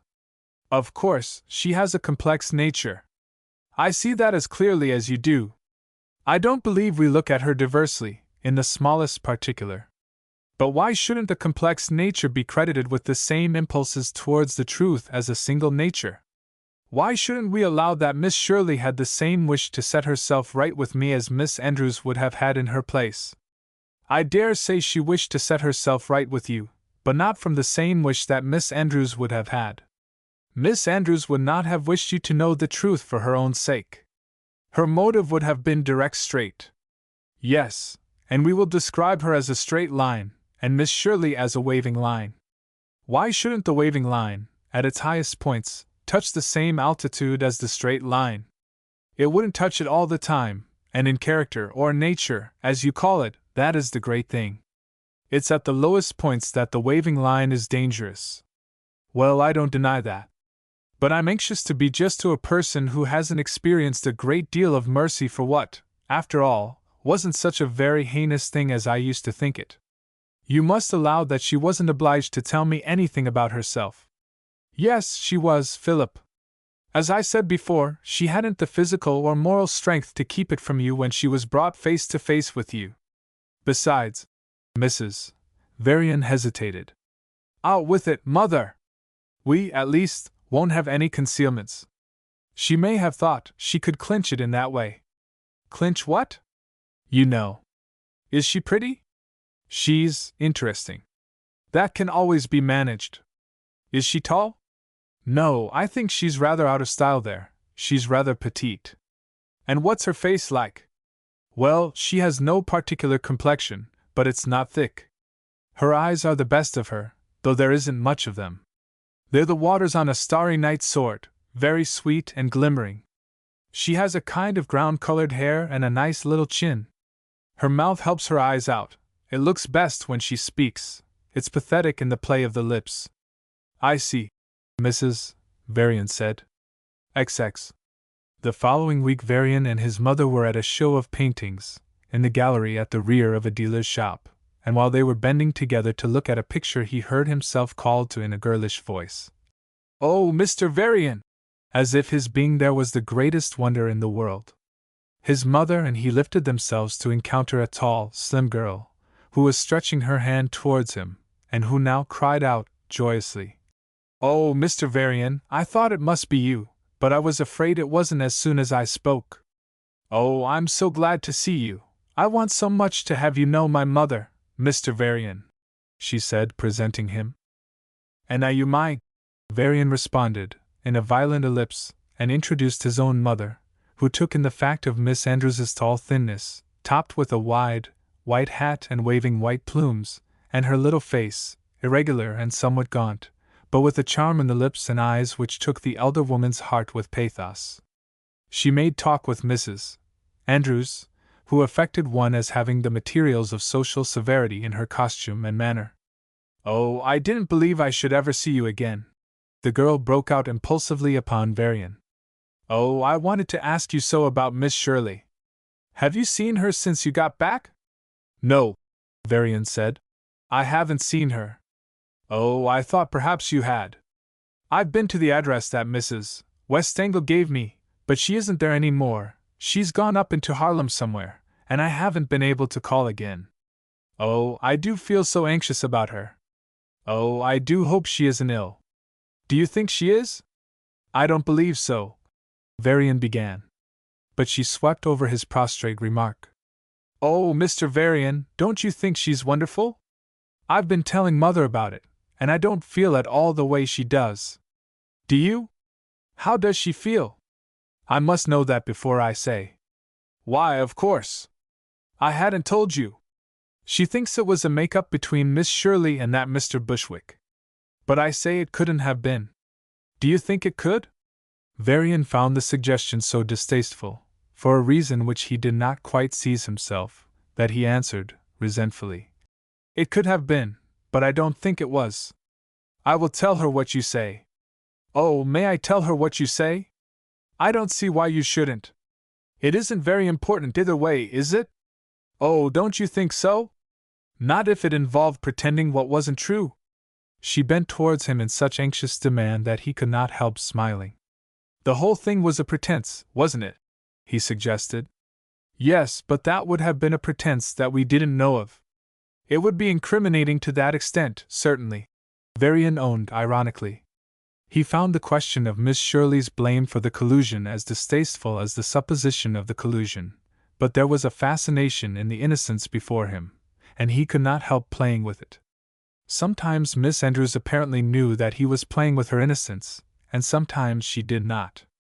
But in either case she seemed to like being his jest, from which she snatched a fearful joy.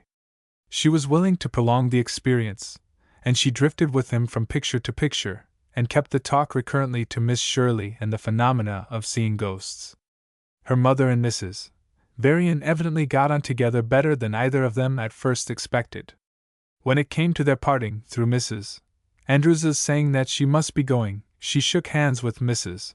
Varian and said to Philip, "I am so glad to have met you, Mr. Varian. Will you come and see us?"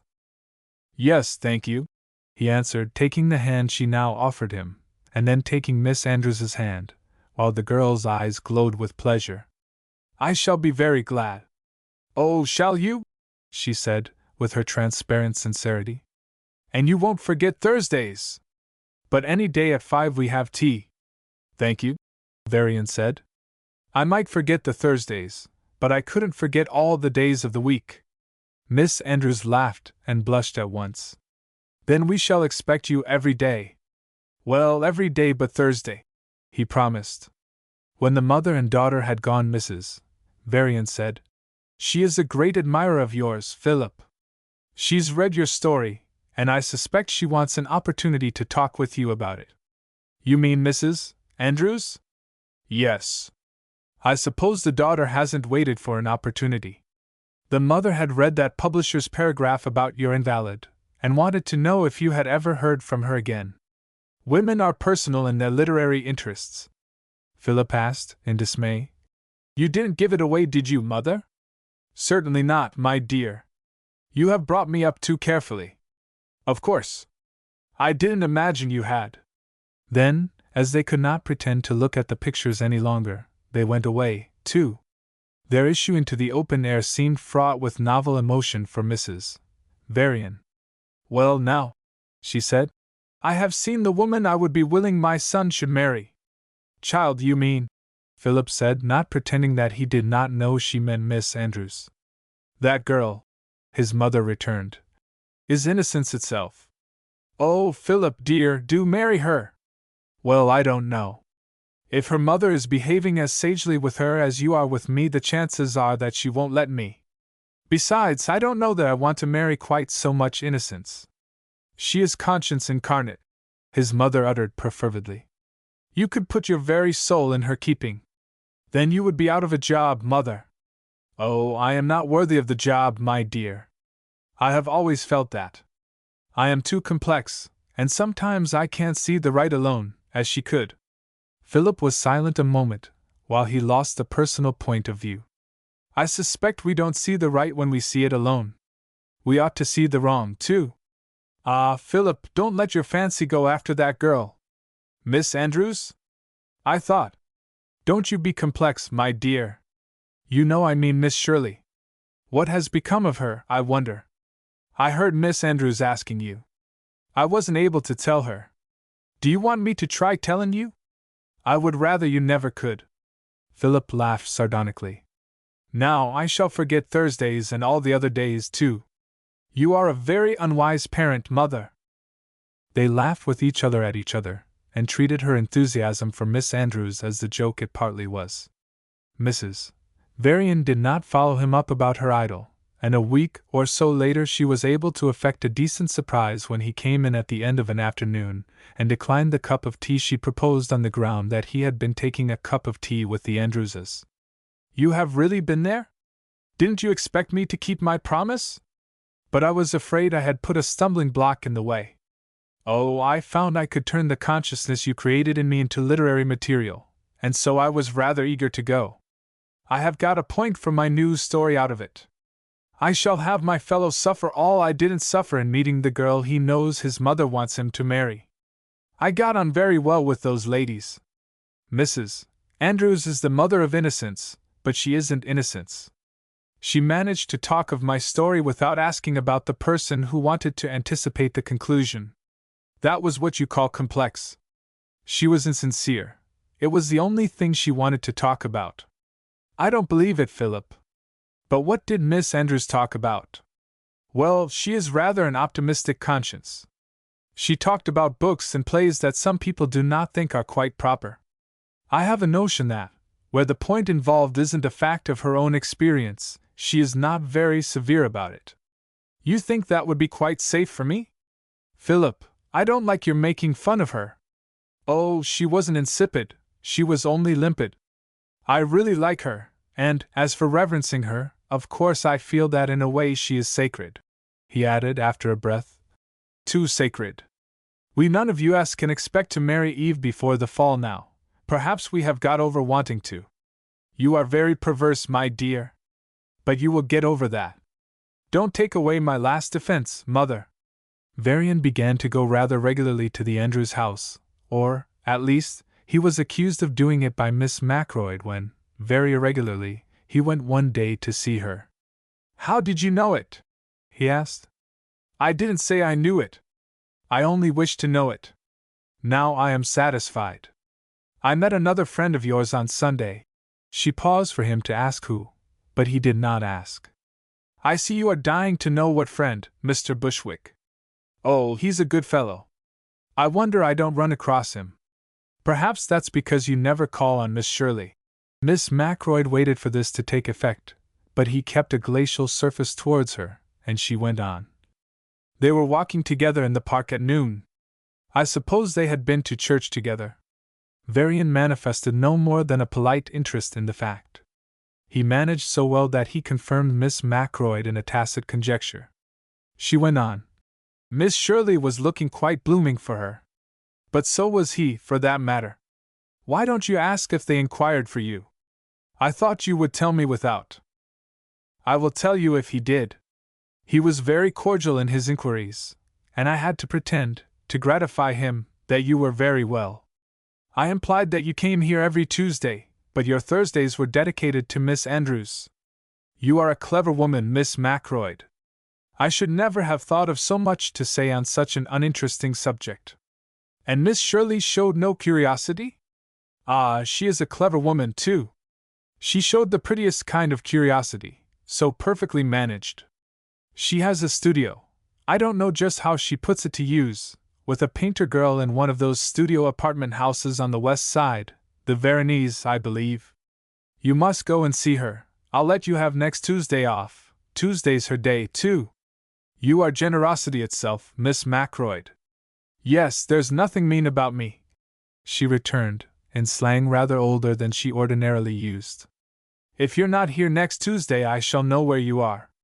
Then I must take a good many Tuesdays off, unless I want to give myself away. Oh, don't do that, Mr. Varian! Please! Or else I can't let you have any Tuesday off. 21. Upon the whole, Varian thought he would go to see Miss Shirley the next Tuesday, but he did not say so to Miss Macroyd. Now that he knew where the girl was, all the peculiar interest she had inspired in him renewed itself. It was so vivid that he could not pay his usual Thursday call at Miss Andrews's, and it filled his mind to the exclusion of the new story he had begun to write. He loafed his mornings away at his club, and he lunched there, leaving his mother to lunch alone, and was dreamily preoccupied in the evenings which he spent at home, sitting at his desk, with the paper before him, unable to coax the thoughts from his brain to its alluring blank, but restive under any attempts of hers to talk with him. In his desperation he would have gone to the theater, but the fact that the ass who rightfully called himself Varian was playing at one of them blocked his way, through his indignation, to all of them. By Saturday afternoon the tedious time had to be done something with, and he decided to go and see what the ass was like.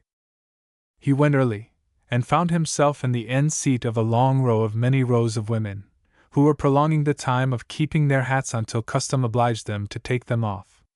He gave so much notice to the woman next him as to see that she was deeply veiled as well as widely hatted, and then he lapsed into a dreary muse, which was broken by the first strains of the overture. Then he diverted himself by looking round at all those ranks of women lifting their arms to take out them hat-pins and dropping them to pin their hats to the seat-backs in front of them, or to secure them somehow in their laps. Upon the whole, he thought the maneuver graceful and pleasing. He imagined a consolation in it for the women, who, if they were forced by public opinion to put off their charming hats, would know how charmingly they did it. Each turned a little, either her body or her head, and looked in any case out of the corner of her eyes, and he was phrasing it all for a scene in his story, when he looked round at his neighbor to see how she had managed, or was managing, with her veil. At the same moment she looked at him, and their eyes met. "Mr. Varian! Miss Shirley!" The stress of their voices fell upon different parts of the sentences they uttered, but did not commit either of them to a special role. "How very strange we should meet here!" she said, with pleasure in her voice. "Do you know, I have been wanting to come all winter to see this man, on account of his name? And to think that I should meet the other Mr. Varian as soon as I yielded to the temptation."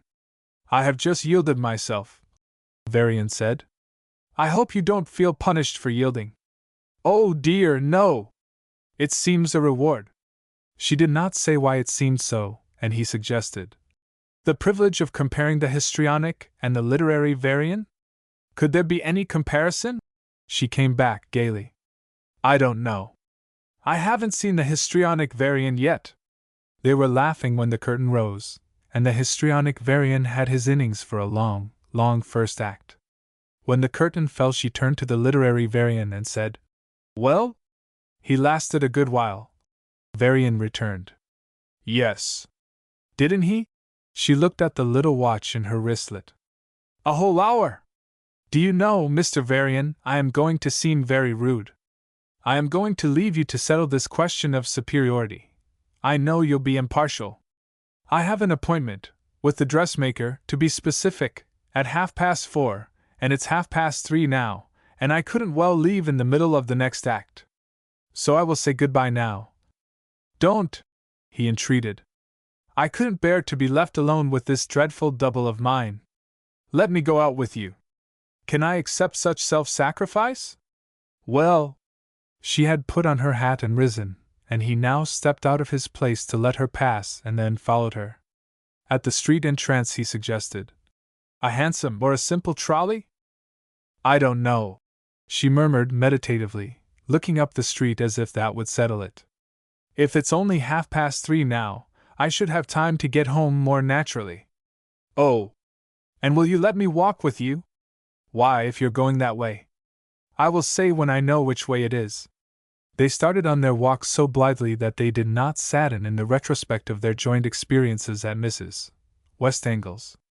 By the time they reached the park gate at Columbus Circle, they had come so distinctly to the end of their retrospect that she made an offer of letting him leave her, a very tacit offer, but unmistakable, if he chose to take it. He interpreted her hesitation as he chose. "No," he said. "It won't be any longer if we go up through the park." She drew in her breath softly, smoothing down her muff with her right hand while she kept her left in it. "And it will certainly be pleasanter." When they were well up the path, in that part of it where it deflects from the drive without approaching the street too closely, and achieves something of seclusion, she said, "Your speaking of him just now makes me want to tell you something, Mr. Varian. You would hear of it very soon, anyway, and I feel that it is always best to be very frank with you, but you'll regard it as a secret till it comes out." The currents that had been playing so warmly in and out of Varian's heart turned suddenly cold. He said, with joyless mocking, "You know, I'm used to keeping your secrets. I shall feel honored, I'm sure, if you trust me with another." "Yes," she returned pathetically. "You have always been faithful, even in your wounds." It was their joint tribute to the painful past, and they had paid no other. She was looking away from him, but he knew she was aware of his hanging his head. "That's all over now," she uttered passionately. "What I wanted to say, to tell you, is that I am engaged to Mr. Bushwick." He could have answered that she had no need to tell him. The cold currents in and out of his heart stiffened frozenly and ceased to flow. His heart itself stood still for an eternal instant. It was in this instant that he said, "He is a fine fellow." Afterwards, amid the wild bounding of his recovered pulse, he could add, "I congratulate him. I congratulate you both." "Thank you," she said. "No one knows as I do how good he has been, all through." Probably she had not meant to convey any reproach to Varian by Bushwick's praise, but he felt reproach in it. "It only happened last week. You do wish me happy, don't you? No one knows what a winter I have had till now. Everything seeming to fail." She choked, and did not say more. He said aimlessly, "I am sorry. Let me sit down a moment," she begged. And she dropped upon the bench at which she faltered, and rested there, as if from the exhaustion of running. When she could get her breath, she began again. "There is something else I want to tell you." She stopped. And he asked, to prompt her, "Yes?" "Thank you," she answered piteously. And she added, with superficial inconsequence, "I shall always think you were very cruel." He did not pretend not to know what she meant, and he said, "I shall always think so, too. I tried to revenge myself for the hurt your harmless hoax did my vanity. Of course, I made believe at the time that I was doing an act of justice, but I never was able to brave it out afterwards. But you were doing an act of justice. I deserved what you said, but I didn't deserve what has followed. I meant no harm, it was a silly prank, and I have suffered for it as if it were a crime, and the consequences are not ended yet. I should think that, if there is a moral government of the universe, the judge of all the earth would know when to hold his hand. And now the worst of it is to come yet." She caught Varian's arm, as if for help. Don't, he besought her. "What will people think?" Yes, she owned, releasing him and withdrawing to the other end of the seat. "But it almost drives me wild. What shall I do? You ought to know. It is your fault. You have frightened me out of daring to tell the truth." Had he indeed done that? Varian asked himself, and it seemed to him that he had done something like it. If it was so, he must help her over her fear now. He answered bluntly, harshly, "You must tell him all about it." "But if he won't believe me? Do you think he will believe me? Would you believe me? You have nothing to do with that. There is nothing for you but to tell him the whole story. You mustn't share such a secret with anyone but your husband. When you tell him, it will cease to be my secret." Yes. "Well, then, you must tell him, unless—" "Yes," she prompted. Then they were both silent, looking intensely into each other's eyes. In that moment all else of life seemed to melt and swim away from Varian, and leave him stranded upon an awful eminence confronting her. Hello, a gay voice called, as if calling to them both. "What are you two conspiring? Bushwick, as suddenly as if he had fallen from the sky or started up from the earth, stood before them, and gave a hand to each, his right to Varian, his left to Miss Shirley. "How are you, Varian? How are you, Miss Shirley?" he mocked her in the formality of his address. "I've been shadowing you ever since you came into the park, but I thought I wouldn't interrupt till you seemed to have got through your conversation. May I ask what it was all about? It seemed very absorbing, from a respectful distance." "Very absorbing indeed," Miss Shirley said, making room for him between them. "Sit down and let me tell you. You're to be a partner in the secret." "Silent partner," Bushwick suggested. "I hope you'll always be silent." The girl shared in his drolling. She began and told the whole story to the last detail, sparing neither herself nor Varian, who listened as if he were someone else not concerned, and kept saying to himself, "What courage!" Bushwick listened as mutely, with a face that, to Varian's eye, seemed to harden from its light jocosity into a severity he had not seen in it before. "It was something," she ended towards Bushwick, with a catch in her breath, "that you had to know." "Yes," he answered tonelessly. And now, she attempted a little forlorn playfulness. "Don't you think he gave me what I deserved?" Bushwick rose up and took her hand under his arm, keeping his left hand upon hers. "He? Who?" "Mr. Varian." "I don't know any Mr. Varian." "Come, you'll take cold here." He turned his back on Varian, who fancied a tremor in her hat, as if she would look round at him, but then, as if she divined Bushwick's intention, she did not look round, and together they left him. It was days before Varian could confess himself of the fact to his mother, who listened with the justice instinctive in her. She still had not spoken when he ended, and he said, "I have thought it all over, and I feel that he did right. He did the only thing that a man in love with her could do. And I don't wonder he's in love with her." "Yes," he stayed his mother, imperatively. "And such a man as he, though he ground me in the dirt and stamped on me, I will say, it is worthy of any woman. He can believe in a woman, and that's the first thing that's needed to make a woman like her, true. I don't envy his job." He was speaking self-contradictorily, irrelevantly, illogically, as a man thinks. He went on in that way, getting himself all out. "She isn't single-hearted, but she's faithful. She'll never betray him now. She's never given him any reason to distrust her. She's the kind that can keep on straight with anyone she's begun straight with.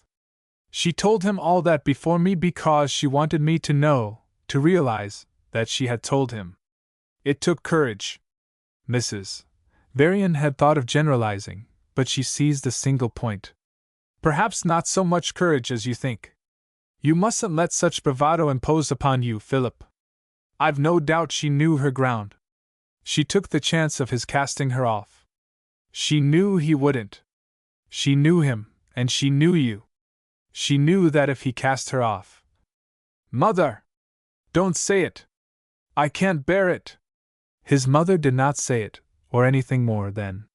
Late at night she came to him. "Are you asleep, Philip?" "Asleep?